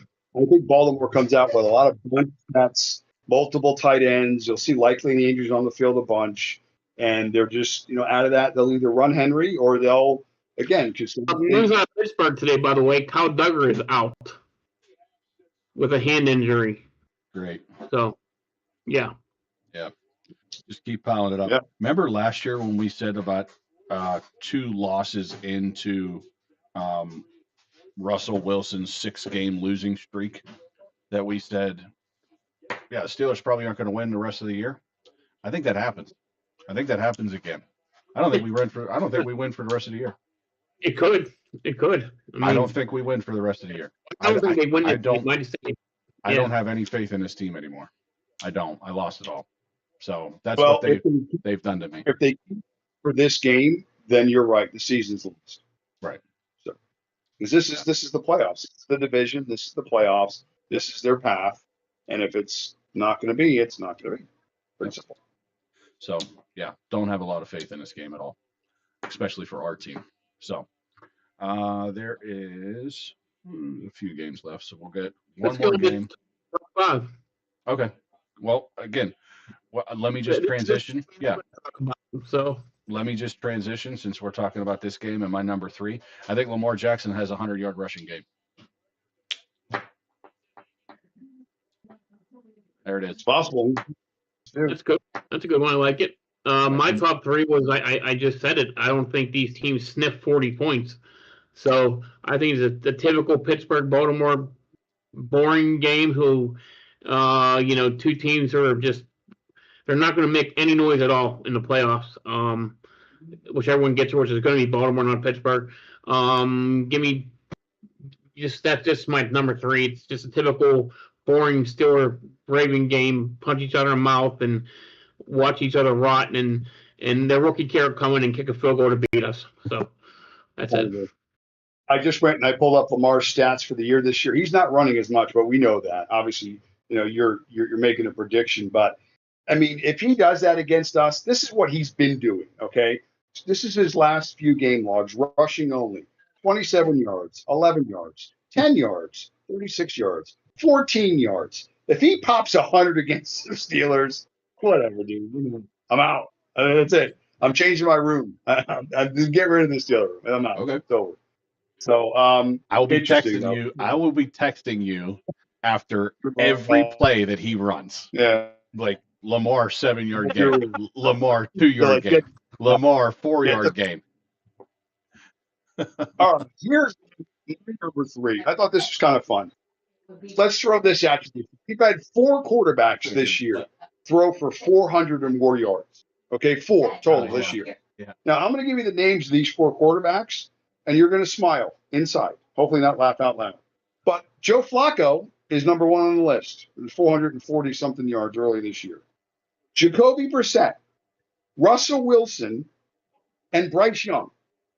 Those are our 4 quarterbacks this year north of 400 yards. Congratulations, boys. Put that on your shelf. I got one more for you this week. I got another guy that's going to join the list. And since this is kind of a reach, I'm going to give you 2 names. And one of these guys is throwing for over 400 yards this week. Lamar Jackson. Joe Burrow. Oh. He runs for 400 yards. I got Joe Burrow or Jordan Love. Either one of these guys are throwing for more than 400 yards this week. Here's my case. Bears. Here's my case, and I'll talk about him quickly. Burrow, we know they have no defense, and they've got their pieces back, and Buffalo's going to probably put up 40. So if we think the Bengals are going to be competitive, guess what? They're going to got to put up 40. That means Burrow's got a shot. Now, Jordan Love. Wicks. They're all healthy now. All the receivers are back. And again, a little banged up in the running room back there with Josh Jacobs not being super effective.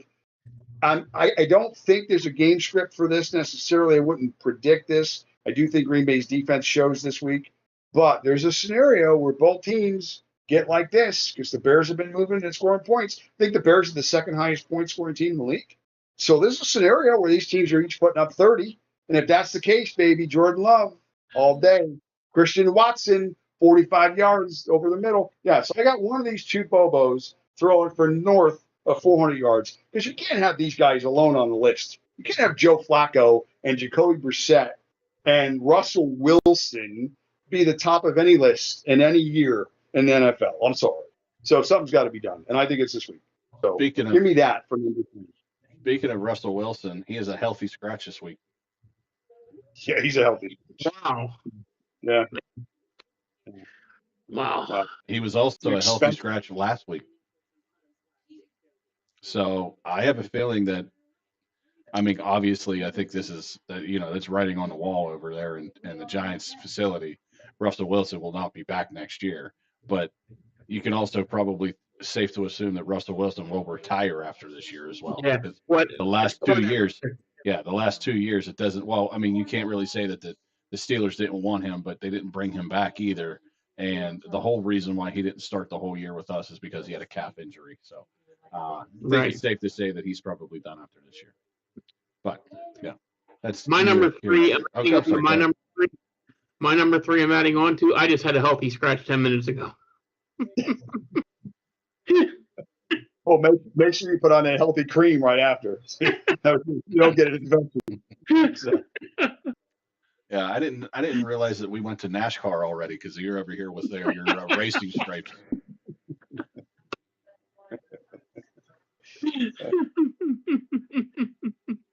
All right, let's get back into football, you goons.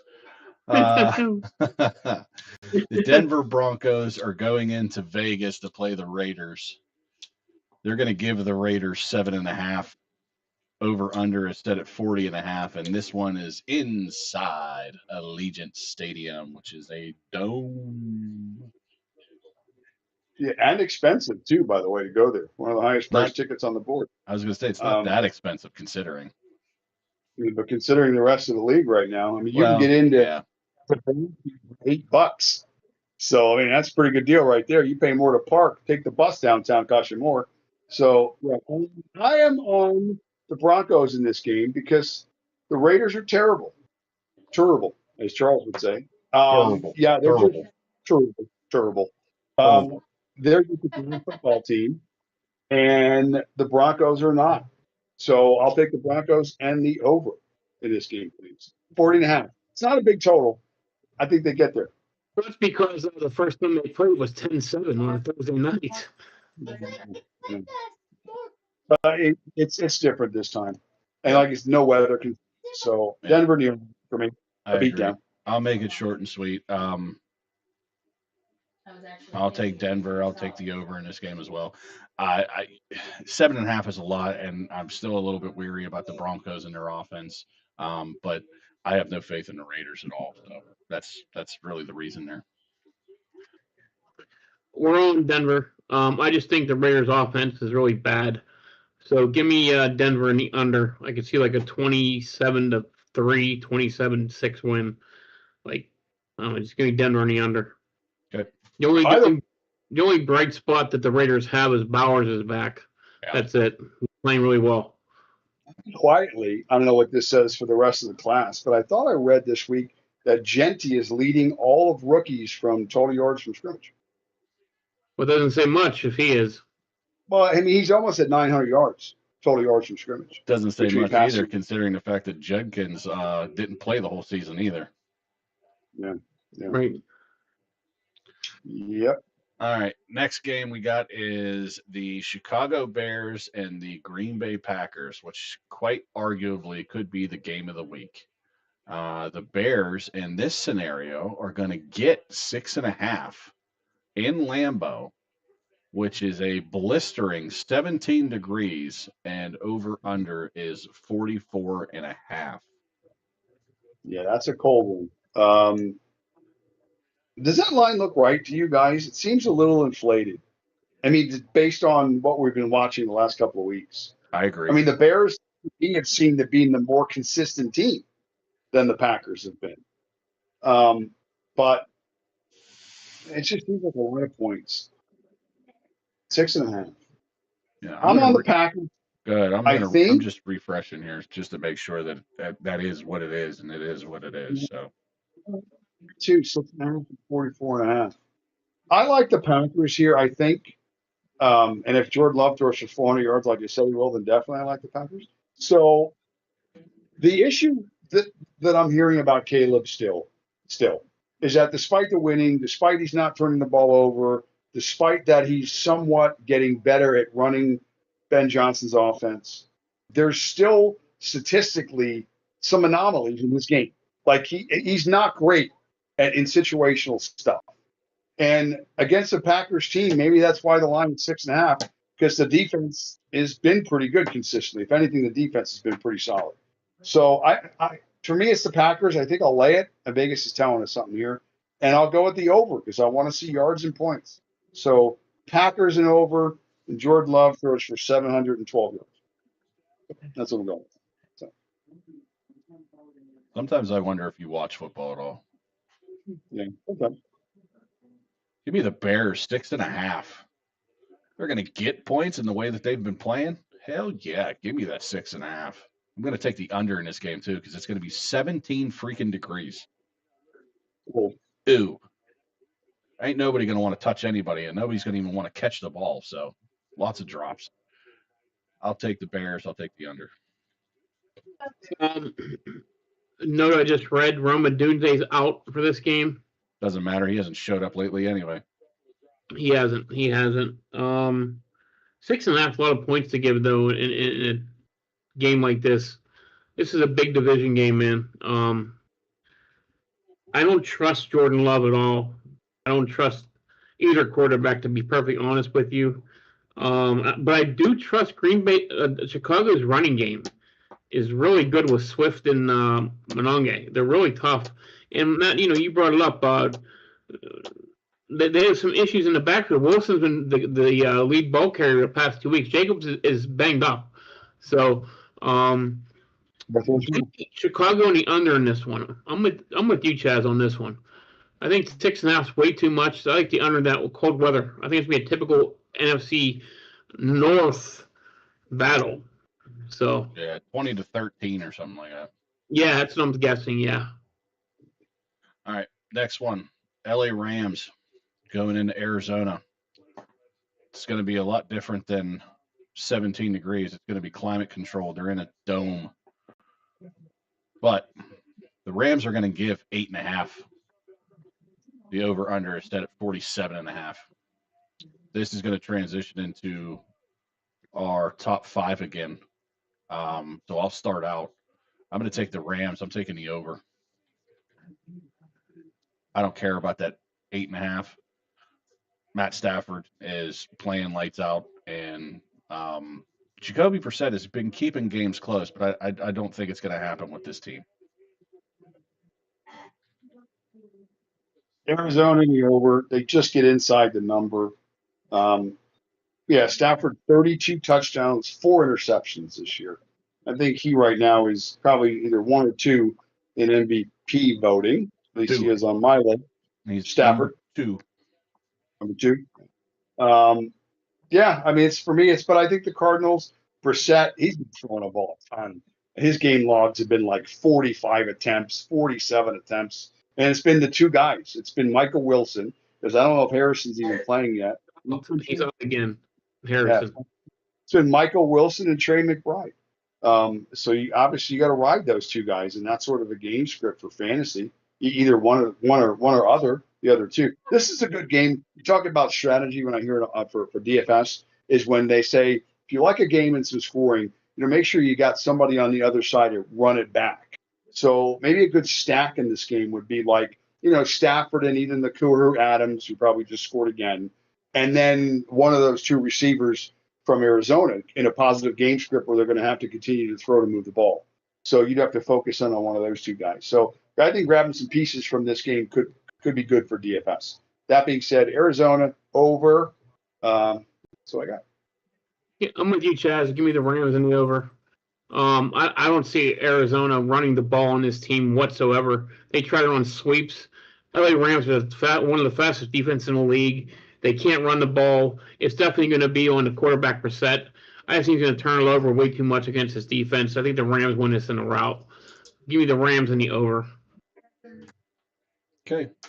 Into the top 5, I said it was going to transition for me. And the reason why is because I think Adams gets 2 touchdowns in this game. God, what does he have this year so far? Like 12? 14. He has 14 touchdowns. I think he adds to that total. He gets 16 this weekend. He could. They're going to throw it too. So there's my prediction on this game. Yep, there's my prediction for this one. Adams touchdown times 2. And those. I'll do a prediction. Are we back to the list? Yep, go back to the list. These field goals are crazy right now, right? You saw what Aubrey did this past week. Yeah. So many 50. So before you, I think you might. I might. Go ahead. I'm not going to interrupt you.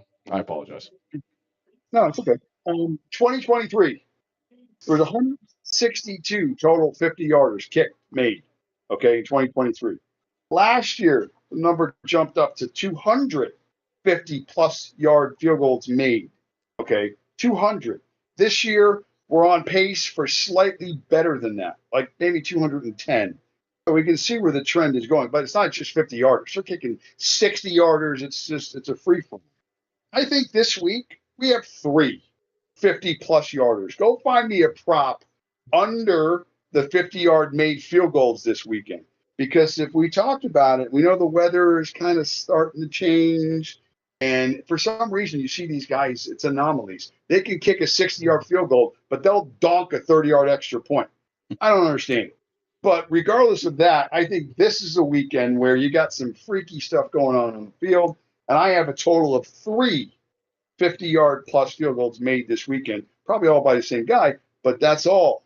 I think there's a little regression this week for these kickers in this 50-yard. Pretty soon they're going to be getting paid what running backs are getting paid because they're kickers. Aubrey next year, upgrade his contract to $10 million a year. Probably worth it.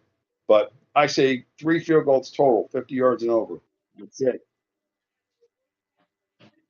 What do you got? I got to answer a text real quick. What I was going to say was it's remarkable that the previous record of 63 is now a common field goal. Yeah. That is insane to me. A common field goal now, especially for Aubrey, is 63 yards without batting an eye. And that was the previous record. So that was the only comment I had to make on it. That's crazy. It really is. You think about it. If you think about it, it's nuts. Yeah. Yeah. Wow. It's really changing how the game's being played. Because right now, inside of 30 seconds, if you have a timeout and get the ball back, and with these new kickoff returns, I'm seeing a lot of people starting off at the 35 or at the 40, their own. It's 1 or 2 plays, and they're in field goal range. It's not even a read. It used to be you had to make 3 big throws and use the sideline and everything else to get in field goal range. Now you get to midfield, 45-yard line on the other side, you got a shot. So I don't know. So my big prediction number 2 is with this week's games and how they're almost playoff style games. I'm saying 4 games go down to the final play of the game for game winning field goals this week. 4 games. While we're sticking on the field goal, field goal name, whatever you want to talk it. But I think 4 games come down to a field goal this week because, man, there's some big playoff implications this whole weekend. It's great. Playoffs have started already, so.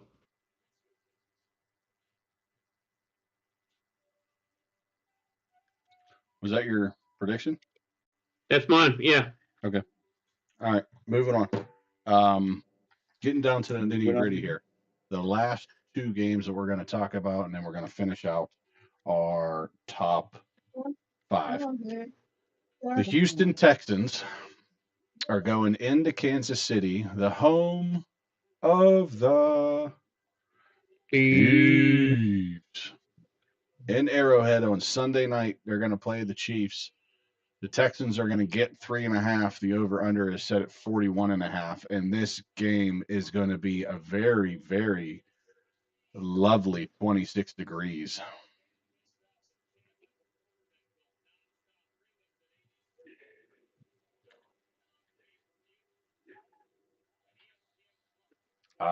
I'll start it. I'll take Houston, and I'll take the under. Houston's going to get 3.5. They've been playing pretty well. Chiefs still kind of unsure of what they're going to do and how they're going to play. They're fighting for their lives right here. So they need to win this game, but I think the Texans end up winning this game. So I'll take the Texans. I'll take the under. Next, I think I'll take in Houston also, but the over. I think this is one of the games I'm just calling. I think Kansas City wins this game 23-20 at the buzzer. I like Houston in the under. I think Houston is ascending, and we saw this coming a few weeks ago.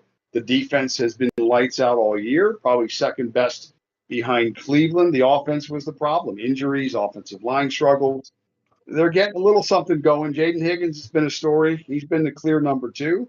And Nico, with his target share and monster ability to make plays at any point in the field, I like Houston. So Houston, the defense remains the story, and I got Houston in the under for this game.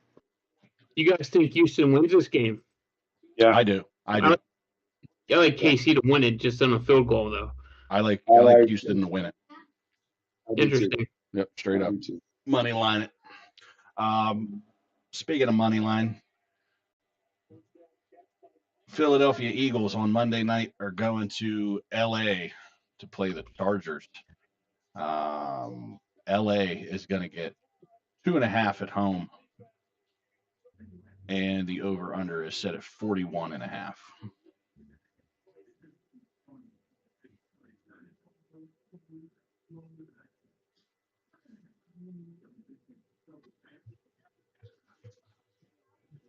Okay. Since I've already kind of said what I said in my top 5, give me the Chargers because I think that the Eagles are on a schneid. They're going to get points in this game, and it's 41.5. I think it's kind of low, even though these two teams kind of struggle. But it's in warmer climate, but it's also an East Coast, West Coast game. So it could play in either direction, but I like the over in this game mostly. Okay.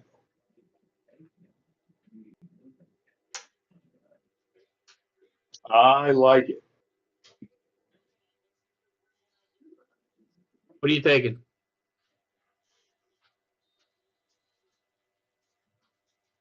Probably, Chaz, I'm going to go with you.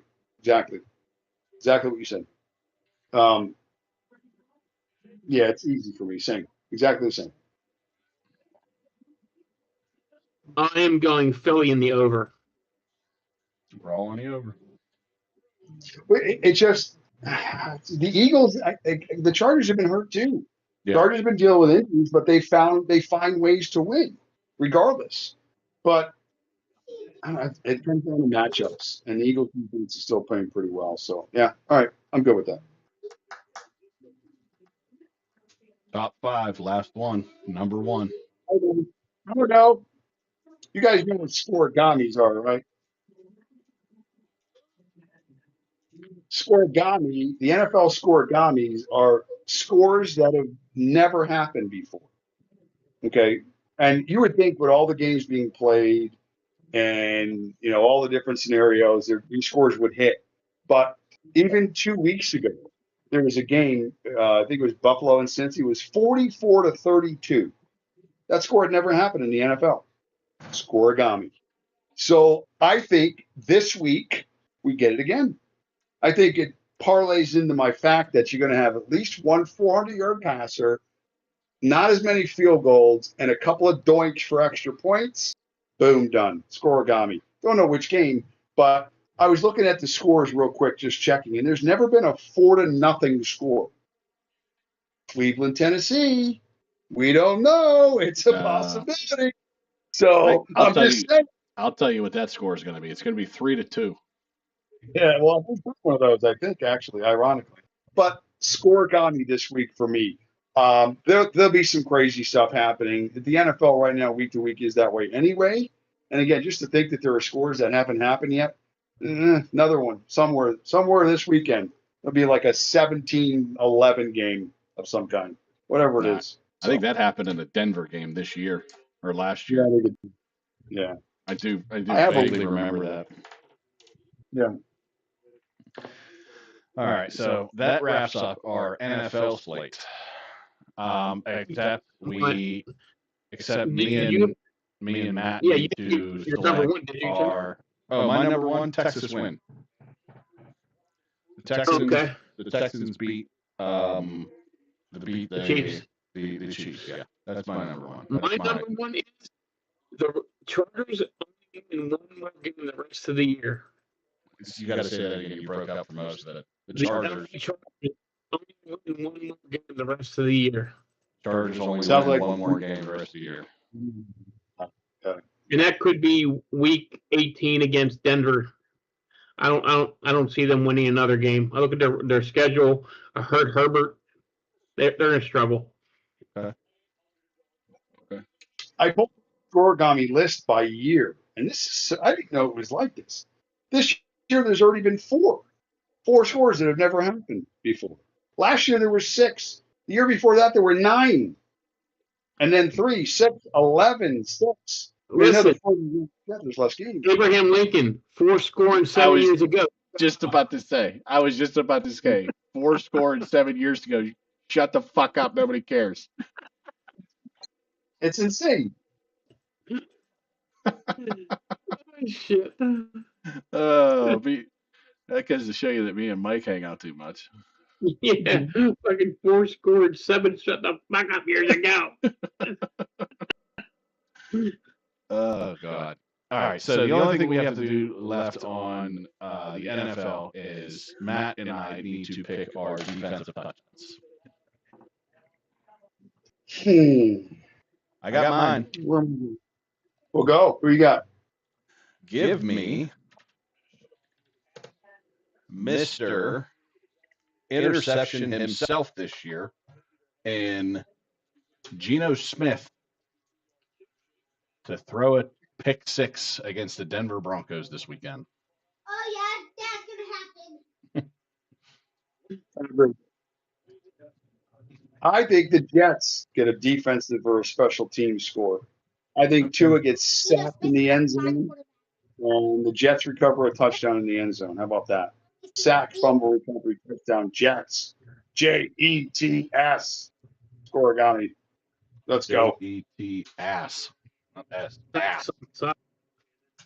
Yeah. All right. So that's going to wrap up our NFL talk. And we get to now move into our other slate of games to talk about, which are college. And it just so happens that all 4 games are currently in play as of right now. And I will give you the scores on all of those games as we talk. Troy and James Madison. James Madison was given 23.5. Matt, you're looking like the winner chicken dinner on this because the score is 17-14. So Troy is within that number handedly. James Madison is on top. Kennesaw State and Jacksonville State. That game is tight in the fourth quarter, 12-13 in favor of Jacksonville State.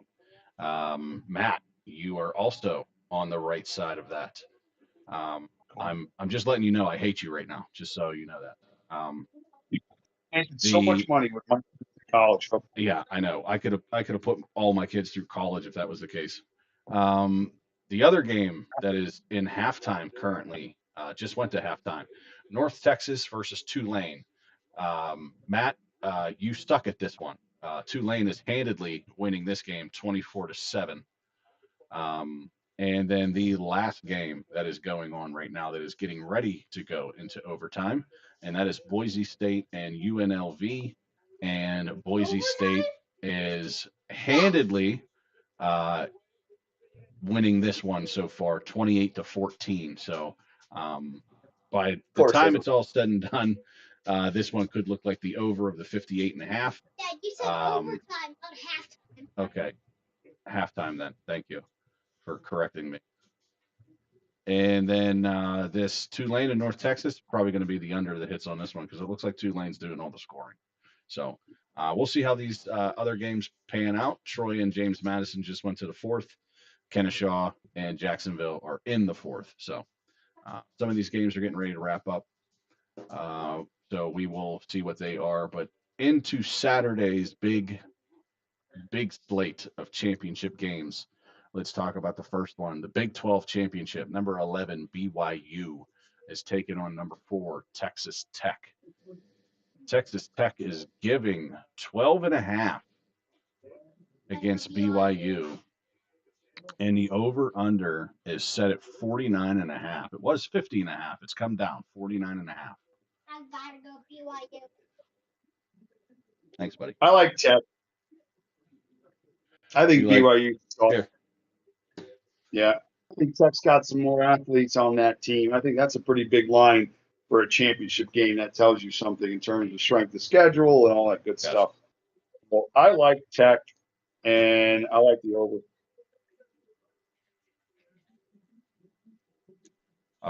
Matt, I would agree with you on the over. The 12.5, though, being a championship game, I'm hoping that BYU, they're both teams are 11-1.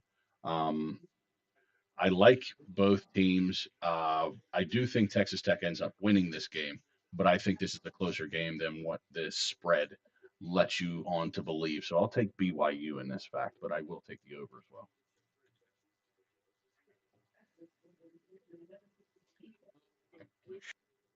I am taking. Give me Texas Tech and the under in this one.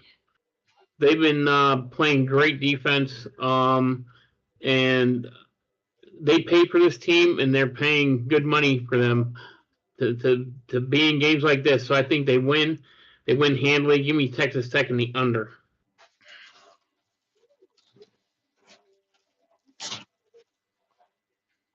Okay.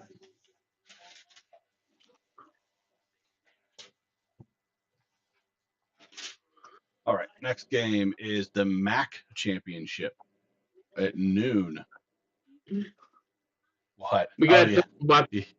tell them about this oddity. You can tell them right after I tell them I say this stuff. Miami of Ohio is playing Western Michigan, which these two teams should never see each other in this game, and Mike will tell you why when we're done. Miami of Ohio is getting 2.5. The over under is set. I'm sorry. Miami of Ohio is getting 1.5. The line has changed. It's now a pick'em game. The over under has stayed the same at 43.5. So Miami of Ohio 1.5. Over under 43.5. I will take Miami of Ohio just because I am. And the under. And now why can't they play this? I don't understand. I'm confused. Spell it out. So, Western Michigan won outright, if I'm not mistaken, how it went. Am I right on that, Chaz? Well, they pretty much beat every team in their conference, yes. Right. Western Michigan, I think, was 7-1 in conference. 3 teams went 6-2. One team beat both of the other teams, yet they didn't get into the MAC championship game. So how does that work? 3 teams were 6-2. Toledo. They all played each Toledo, Miami, Ohio, and Ohio. I think Toledo beat both teams, if I'm not mistaken. Yes. Yet the tiebreaker went to common opponents, not head to head. So even though they were the best 6-2 team and beat the other 2 6-2 teams, Miami Ohio got picked to be in this spot. How does that work? Somebody knows somebody. That's how that works. That's what it means. Yeah, this is why college football needs somebody to come in and regulate, because this is bullshit. Yeah, it's broken. Yeah, one of the best teams, one of the better teams, I should say, that ended up beating all the other teams in this conference besides Western Michigan was Toledo, and they're not in the championship game. You tell me how. Yeah. They beat the 2 other 2 teams handily. Yeah. 6-2 teams. They beat those head-to-head handily, yet they didn't get the nod. Yeah. So, interesting. Yeah. So, With that being said, give me Western Michigan. Give me the over. Would that have happened as one of the Power Five conferences? You know, do you think there'd be more of an uproar? There'd be more attention. There'd be more, people yelling from the rooftops. It happens now in the Power Five and the Power Four. It happens Yeah. now. Yeah. I mean, look what happened 2 years ago with Florida State in the ACC. 11-1, 11-0. I'm sorry, and didn't get in the BCS. Right. That was back when we had 4-team playoffs. Right. So it Yeah. happens in the power conferences. Yeah, Yeah. it happens for sure. Oh. Yeah. Well, and I guess So you could. Chad, What? you want Michigan over? Yeah, I got Western Michigan in the over. I guess you can say that they fixed that. There was so much outrage in that they fixed it and they moved it to a 12-team playoff to kind of combat that. Right. So, but it still ends up coming down to the way that they see these Power Four conferences and then the next best conference teams, and it's good. Well, let's take for example Mike. We were just talking about this. Explain to him about why Miami is not in the ACC title game. So Miami's not in the ACC title game. Duke and Virginia are. Mm-hmm. So Virginia is going to be 12. They might make it or not. Miami, they lost to I can't remember who else. There was 2 losses. But again, it's on the point system. They didn't get in that title game. These are common opponents. It was just some oddity. And 12 ranked in the country. Again, it's just an oddity. You know how so these conferences Miami together. Miami's not in the ACC title game, but they're in the CFP. Right. And that's what we got today. If BYU loses, and there's 3 teams fighting for the last 2 spots apparently, and Miami's one of these teams. Right. Yeah. So how is this even okay? And here's the crazy part: if Duke wins, listen, if Duke wins in the ACC championship game, they're not even making it to the CFP. No, they'll be 8-5. There's no way. Right. Right. So you talk about it like, oh, if this happened in the Power Fours, the Power Fives, it is happening. That prime example right there. Yeah. That's another reason why this needs fixed across the board from every facet of it. One big problem would help solve it, and it wouldn't be a solve all, but make Notre Dame get in a damn conference. Well, because again, that's not going to happen because of Notre Dame. But they have this agenda where, right now, if they played 6 ACC teams and beat them, but lost to Miami. They did lose to one. Yeah. They lost to Miami. So why wouldn't Miami be in ahead of Notre Dame? Because Miami didn't win their conference. So again, it's an oddity that's not fixed. Right. So, Chaz, I'm going Miami in the over in this one. Okay, Miami of Ohio and the over. All right. Where game day is headed? Miami of Ohio. Another bullshit thing, man. Yes, I agree. This is also bullshit. Number 3, Georgia is taking on number 9, Alabama. Alabama is slated to be the home team in this game, which is odd because it's in Atlanta. So go think of that. SEC championship, they're going to play it at 4:00. Alabama is going to get a 1.5. So basically a pick 'em. The over under is set at 48.5. I got Bama and the under. Bama wins, they're in the playoff, right? They're both in. They're both in regardless? They're SEC teams. They're both in. Yeah. This is where we talk about the SEC bias. Yeah. All right, so give me Bama and the under, and I'll let you guys fight over this.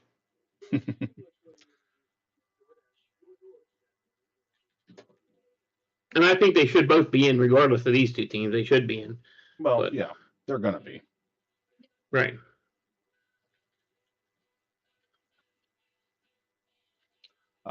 Give me Georgia. Give me Georgia and give me the under in this. I think it's going to be a tight game. But I like Georgia in this game. Ty Simpson is a phenomenal athlete, and he's playing very well. I just think that in this game on this day, it's not going to happen. So I'll take Georgia. I'll take the under as well. I am taking Georgia in the under too. I think both teams have really good defenses, and I think Georgia's going to come big in this one on defense. So getting Georgia in the under. Okay. Now the game that we both feel should have been game day selection. The game that should be highlighted the most. Just happens to be the Big Ten championship game played at 8 p.m. and it's against number 1 and number 2. Number 2, Indiana, is going to be basically a home team in this playoff, but they're designated as the away team, so figure that out. And they're going to take on number 1 Ohio State. Ohio State is giving Indiana 4 points. The over-under is set at 47 and a half. So Everybody I listen to is Ohio State's the greatest defense I've ever seen for that program. Obviously, you look at their record and how they're beating people to death. They should win this game, but I don't care. I like Indiana, so I'll take Indiana in the over. Because again, isn't this another game where it really doesn't matter for seeding? Ohio State's obviously in the playoffs, right? This game means Yeah, but they both but are. for does this mean more for Indiana in any way? Absolutely. yeah, the winner's goodbye. They're playing in Lucas Oil Stadium. I think it's going to be the first championship, Big Ten championship that they're going to get in like the last 30 years or something like that. Something crazy. Yeah, I'm on Indiana here in the over. I think Ohio State wins this game, but I want Indiana to win this game. So I want to do what I want to do on this game. I want Indiana. So I'll take Indiana. I also believe in the over in this game as well. So I'm with you, Matt. But I'm just putting it on record. I do think that Ohio State wins this game. I'm going with Ohio State in the under in this one. I think both teams have solid defenses. I'm just going with the team that I think just has a little bit better defense. And I don't think Indiana has played their best ball at the end of the year. Well, Ohio State seems to be peaking right now. So give me Ohio State in the under. Okay. And then the last game that we're going to talk about in the FBS is Duke against number 18, Virginia. And Virginia is going to give 4 points. The over-under is set at 57 and a half.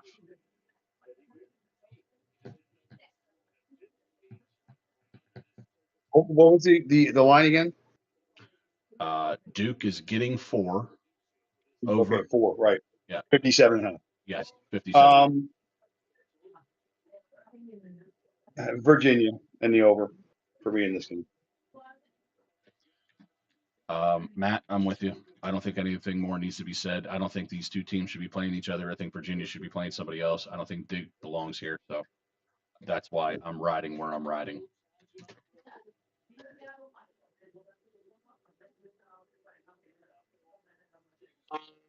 I am going with. So you both went Virginia in the over? Yep. Yeah. Okay. I'm going to go with Virginia in the under in this one. Okay, we're all on Virginia. Okay. All right. So now. Army, Navy? No, that's next week. Oh, it is. Yeah. That's next week. And then we get to talk about some bowl games that are going to be happening next Saturday, too, since those start. So Cool. I'll look at those here in a minute. But the other slate that we get to talk about is the FCS and their championships that are going on. They're in the second round of their playoffs that are starting. And I found their lines on FanDuel, so that's what I'm going to go off of because it's not on ESPN. So It's on CBS, all their lines. What's that? All their lines are on CBS. Are they? Yeah. Okay.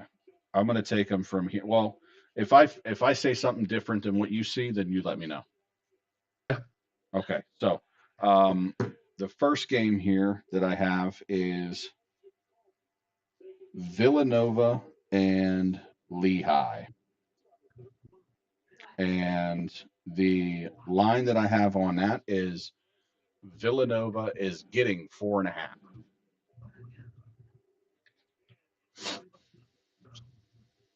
Mike, you go. Um, why don't I see this game? So I have Villanova getting 4.5, and the over under is set at 47.5. Yeah, that's right.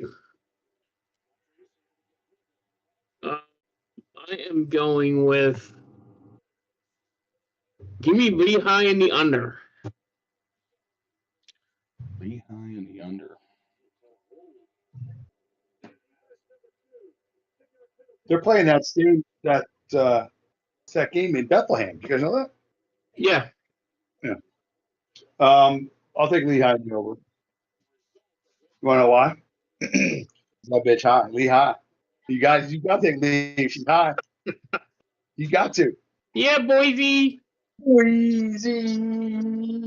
By the way, is that game still in overtime? No, it's a halftime. Oh, overtime. No, I said that wrong. I'm going to take the under in this game, but give me Villanova.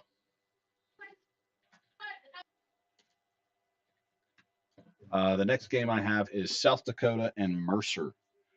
South Dakota is going to get 5.5, and the over under is set at 53.5. I'll take Bobby in the under. Give me Bobby Mercer and the under, baby. 4.5, Chaz? 5.5 I have. I know, and 54. 5.5 and 53.5. Okay. I got 54.5. What do you want to go by? 53 or 54? Well, that's what you have. That's fine. Okay. Every one of these games is more expensive than to go to the Titans Browns game. Yeah. Matt, you had Mercer and who? Mercer in the under. Okay. Give me Bobby. We beat Bobby Mercer. All the. Mercer was apparently a juggernaut this year, so I'm going to go with the trend of Mercer being a juggernaut, but I'm going to take the over in this game. Give me South Dakota in the over in this one. I'm going to crush you guys in these picks, by the way. Then put money on it and then report. Hey, put money on it this weekend and report back. I got no money. All right. The next one I got is Illinois State versus North Dakota State. And North Dakota State is giving a whopping 23.5 points, and the over under is set at 52.5. You're not giving them respect, like my friends in Idaho. Boing! See, you got to add the S on Illinois. So it's Illinois State and the under for me in this game. Give me the S, baby. Illinois. Hey, you're gonna get the S. You're gonna get the S for this sucks. Give me North Dakota State in the over. Give me Illinois State in the over. Matt, you know he went to Illinois State. Larry Bird. Oh, that was Indiana State. No, Sorry, no. wrong way. I'm going to say someone from the past. Much your past. Monkeys. Yeah. Oh, did I see her naked? No, but and she was away to someone in the house. In my house? Yeah. Oh, You're in that house where you saw her naked. She was away to Joey. oh God. Bonnie. Really? Bonnie went to Illinois State. That's funny. Yeah. Yeah. Well, that's good. They got something brought up. Sure hope that neither of them watch this podcast. No. All right. The next one is we're going to have two teams, and it sounds like two brothers are fighting each other. So it's going to be Abilene Christian versus Stephen F. Austin. I prefer Steven. But for me, give me a bunch of pissed off religious kids on a Saturday.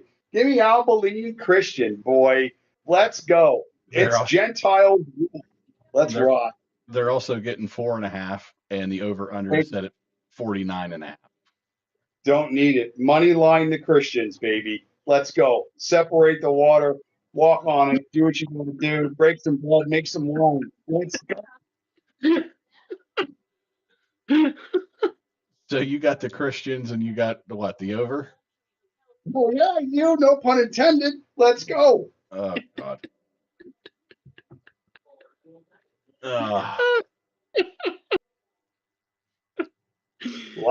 Boys. We're getting shadow banned.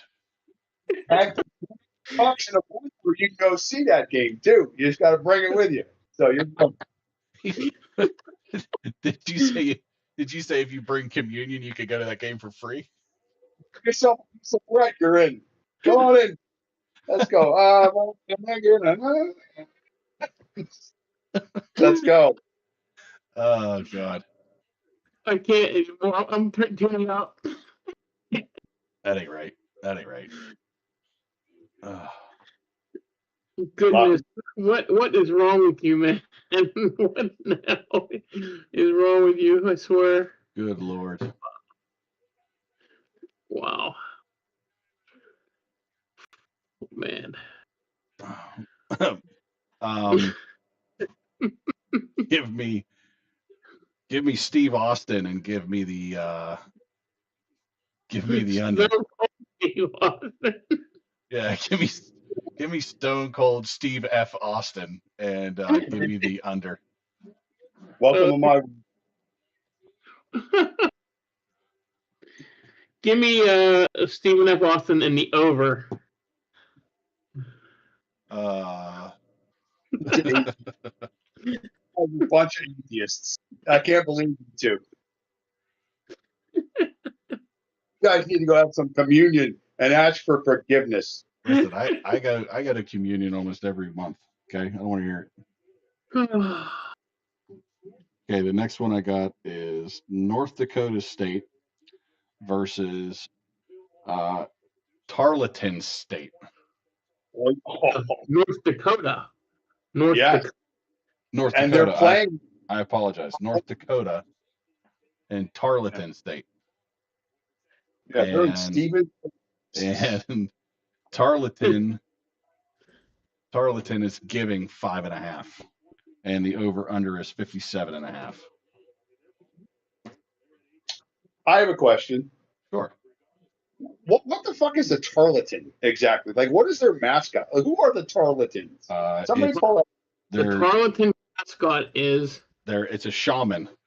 Okay. So Charlotte, it's a charlatan. Don't. Who is this? The Tarleton State. No, give me North Dakota.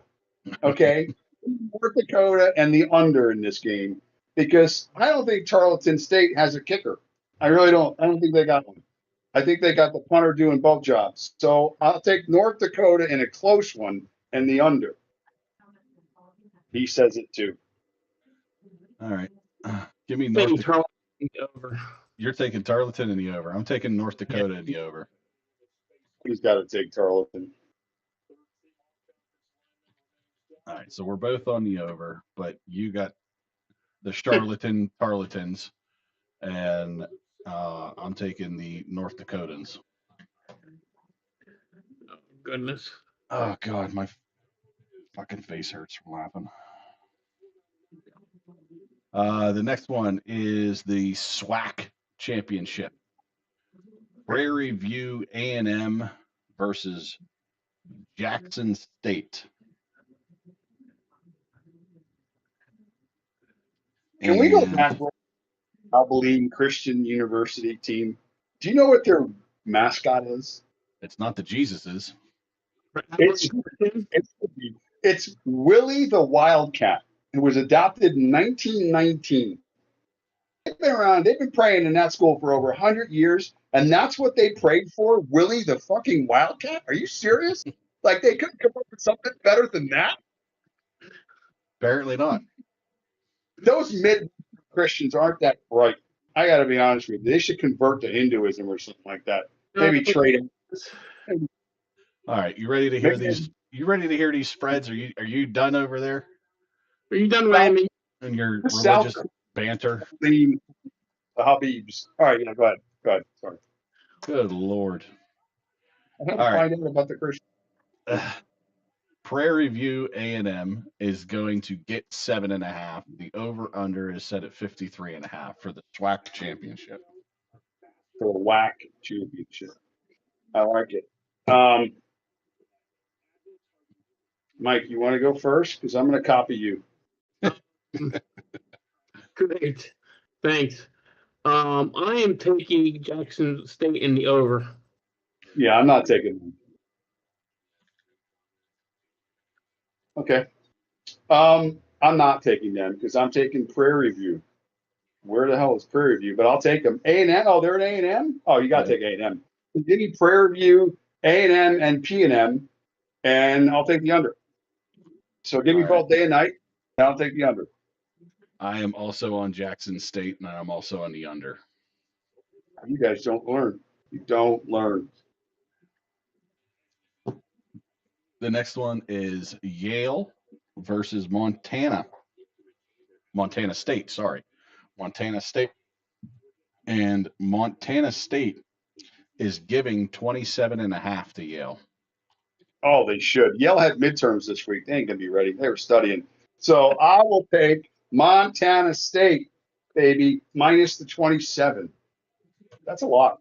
And the over/under is 55.5. Yeah, I like that too. Definitely the over.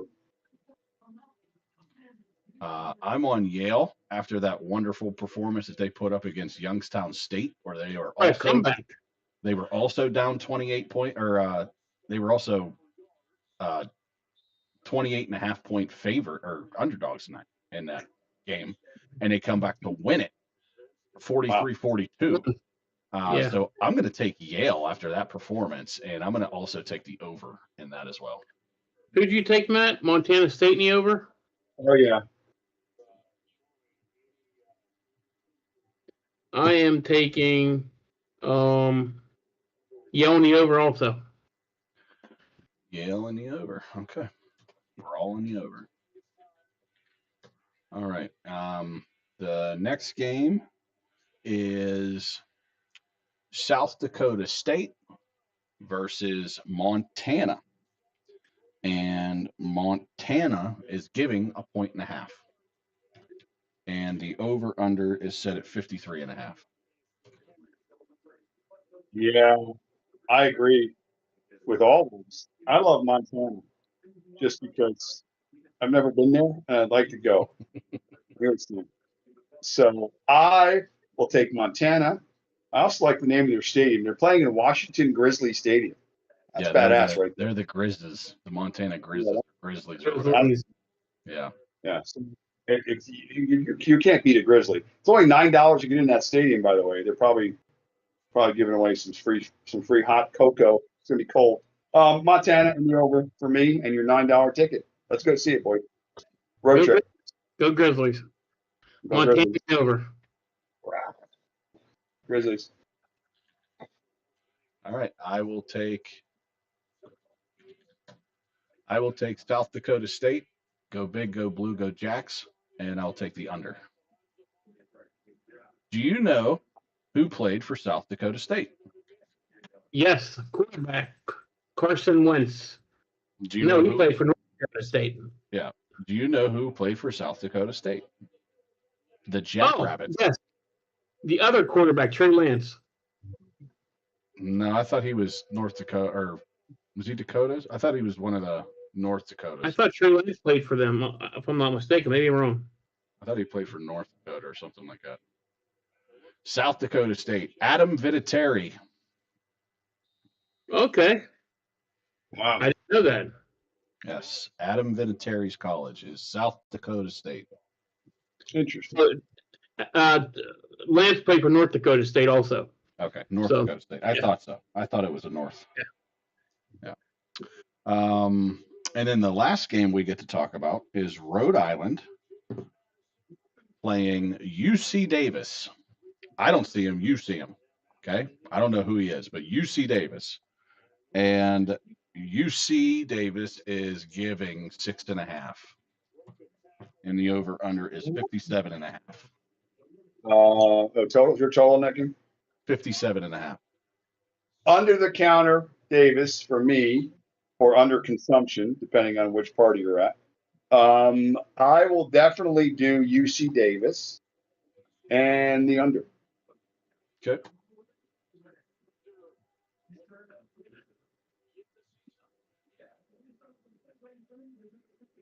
I'll take Rhode Island. They call it a state, but it's basically a borough. And I'll take the under as well. I heard a couple of weeks ago they tried to carpet the island, but they ran out of material. I'm taking Rhode Island in the under too. Did you hear head when you went to dinner? That's a joke from Arthur. Remember? He was like, I married a princess from a very small island. Last week they tried to. So that's the Arthur reference. That's right. Sometimes I wonder. Sometimes I wonder. Ooh, fun little fact about the Rhode Island and UC Davis game. Please. They're playing this game in Davis, California. Oh, it's a home game. For Davis, yeah. Well, so that sucks. And Rhode Island is quite a ways away, but I'll stick with my pick. Me too. So, here's the next dilemma. That's all the games that we get to choose from. So here's the next dilemma. We have a very limited slate of games that we get to choose from, including the games tomorrow and the big games tomorrow and the FBS and the games tomorrow and the FCS. Not many of which are over the threshold of 10.5. So what could be the next criteria that we can go off of for these games? Do we make it 5.5? I think you have to pick the team that's going to beat the spread. Okay. So no matter what the spread is, you need to pick the team that beats the spread. Yep. Or just pick the dog. Just pick one dog. I mean, that's basically what we're doing. Yeah, we're basically just picking a dog. Yeah.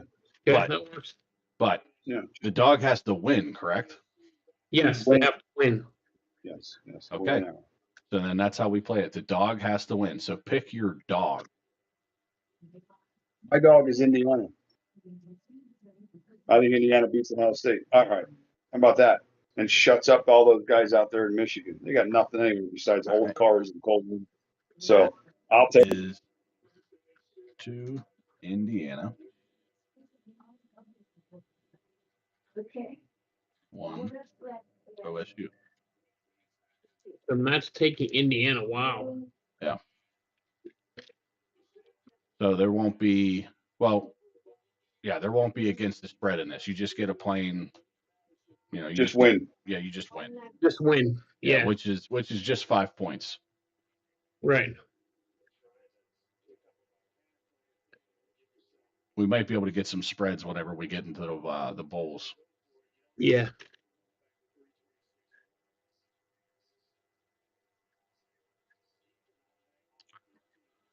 I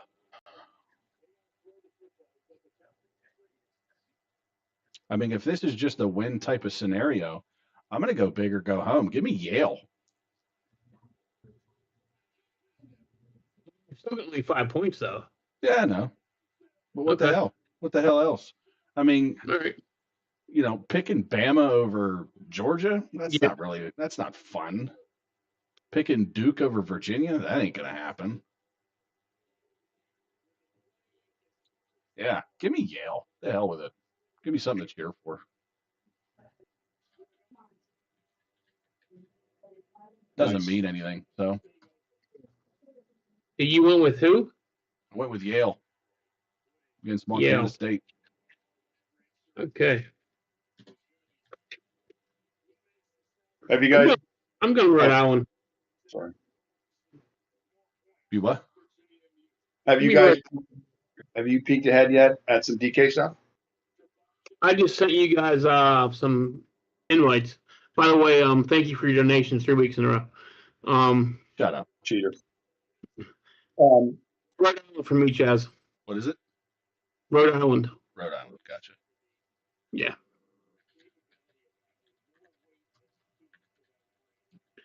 No, you know what? What last week? Was it just me? The quarterbacks didn't score much at all. I was looking this week again. It's tough. Yeah. Like I'm paying for Josh Allen. I paid up for him last week and it was okay, but I'm paying up again against Cincinnati because I mean, if you, I mean, maybe Stafford in Arizona, but you get Jackson. This is going down in terms of the pricing from most of the leagues. Jackson against us, no thank you. Burrow against Buffalo. Now they've got him ranked second worst in terms of fantasy points allowed to the quarterback, but it's Burrow. I think he's sort of matchup proof. Then you got Daniel Jones in Jacksonville, no thanks. Knicks in Vegas, no thanks, don't need it. Daniels at Minnesota, no thanks. You know, so you got Jordan Love. I kind of like him. You maybe don't. You weren't really high on Green Bay, so it's tough again. The quarterback position. I'm paying up for Josh Allen or Burrow. It's one of those two guys for me in a shootout this week. I have a score update. The Conference USA champion is Kennesaw State. Kennesaw State wins the Conference USA championship 19-15, which means that Mike and I got the against the spread, and I was on the under. So Chaz went 2-0. I went 1-1. Matt went 0-2 in that one. Yep. Interesting. I should have picked Kennesaw. Don't they make orange juice? I think they do. I think they have an orange juice company. Kennesaw, down here somewhere. Should have picked them. Should have known. Like the Christians. Should have known. Don't start with that shit. JMU is now pulled ahead. There's 3 minutes left in the fourth quarter. JMU is winning 31-14. That's all me. Listen, they're not in there yet. They're not within that 23 and a half yet. No.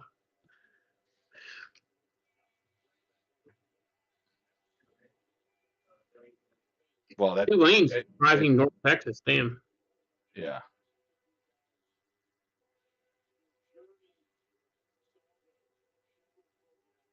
You think they have a good driver's ed program at that school? Where, Troy? No, Tulane. Oh. Yeah, because it's probably 2 lanes. I got more to hear all week. Goodness. Yeah. Do you think Troy is really good at hide and seek? Maybe. Do you think you can major it in hide and seek if you go to Troy? Not with that head. He's not hiding from anything. Well, it's going to take a lot of carpet in order to get that thing, that island over there carpeted. That's right.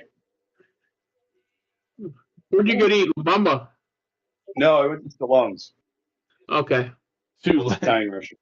The 2-lane fighting waves or whatever the hell they're called. Yeah, the Green Wave. Yeah. The Green Wave. They're beating up on North Texas 30-7. Woo. Tsunami with that Green Wave. Yeah. You both were on North Texas. I was the only one on Tulane. Goodness. Their special teams let me down. Yeah, and that one. He's not doing it tonight. Well, that one's in the third, so we'll see how that goes. Boise and So there's UNLV. So we're done with the whole dog experiment. The whole what?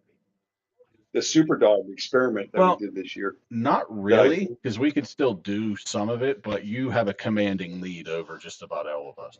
You have 176. I have 113. It might be mathematically impossible for me to catch up. But again, we're going into bowl season, and I mean we still got games to choose from, so we can always see. Speaking of bowl season, let's go to that real quick. week 16, which is next weekend, is just the Army Navy game. So that's the only game where we'll be. Well, I'm sorry. There's going to be, let's see, one, two. There'll be four playoff games, I think. Yeah, there's For- actually, depending on Mike, depending on when we meet up again to do this, which Tuesday's going to work the best. We're going to have to choose. Oh, 1, 2, 3, 4, 5, 6, 7, 8, 9. And then RV maybe takes 10. We're going to have to basically pick a whole week's worth of bowl games because when we meet again on Friday, most of those games will be done. By next Friday, the 18th? Yes. Wow. Okay. So here's the slate, right? The 13th, Saturday, December 13th is going to be Army Navy plus the Cricket Celebration Bowl, the Buckle Up or the Bucked Up LA Bowl. Then on Tuesday, it is the Salute the Veterans Bowl. Wednesday is the Staff DNA Cure Bowl. Then the 68 Ventures Bowl. Thursday is the Xbox Bowl. And then Friday, the Myrtle Beach Bowl, which is at 11 a.m. The Union Home Mortgage Gasparilla Bowl. That's a fucking mouthful. At 2:30.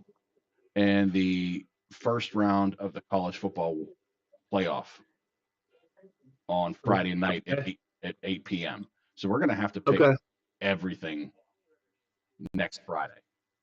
Yeah. Wow. Well, And then I should Friday, be available. Yeah, and then Friday we'll have to pick. We're going to have to pick a few games Friday. It's a lot of bowls. Yeah, there's a lot of bowl games, so it's going to be interesting to try to keep up with all that shit. Yeah. That's a lot. So I will do my best and keeping all of that stuff together. But after this week, well, not to mention too, I didn't even look. We're also going to have FCS bowls on Friday the 12th, Saturday the 13th. So there's going to be 4 games there too. So what is that? 14 games total? Yeah. For college. So it's going to be a lot. And we're going to have to, Mike, we're going to have to pick the Friday, December 12th FCS game, championship game, quarterfinals on Tuesday because we're going to miss it by Friday.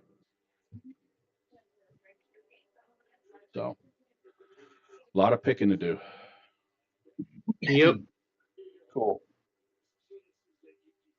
All right. Again, this was fun. Yep. Hopefully you guys get some of your picks right. Yeah, hopefully you get some of yours right.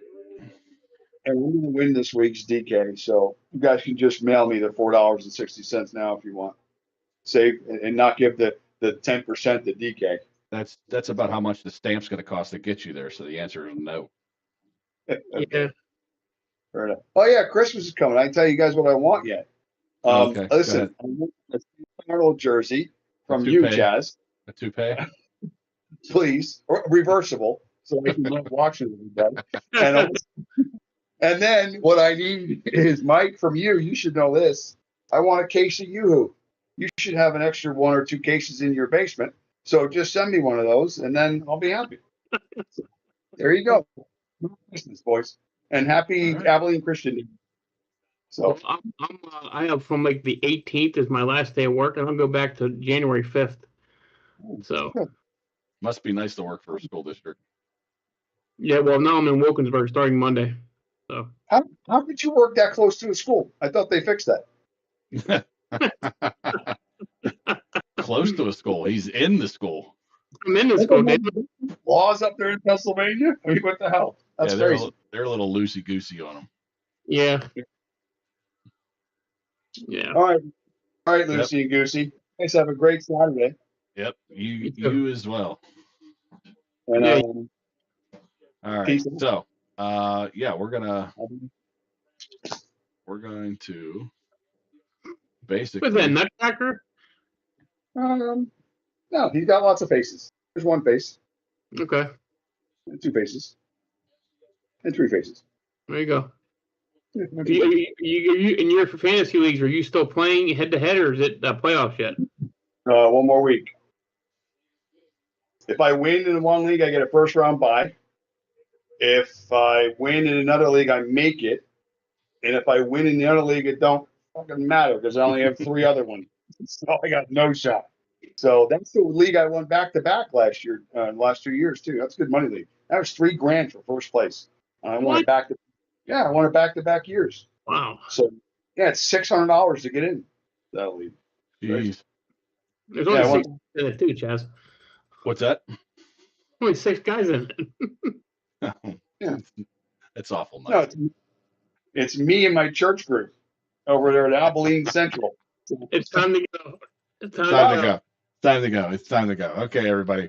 Thanks for joining us tonight on this long podcast that we decided to do. We picked all the games that we could. Thanks for sticking around this long. If you haven't, go back and watch us. Don't forget to like, share, subscribe, leave a comment, and leave those notifications on so you know when we go live. Is there anything else that needs said more other than Matt? As a matter of fact, Matt. I don't open any hate mail. Okay, Matt, you are muted for the rest of this. Just tell everybody goodbye. Mike, do you have anything else to say? enjoy the football weekend. Yeah, That's enjoy it. your weekend. All right, everybody. Have a good night. Good night.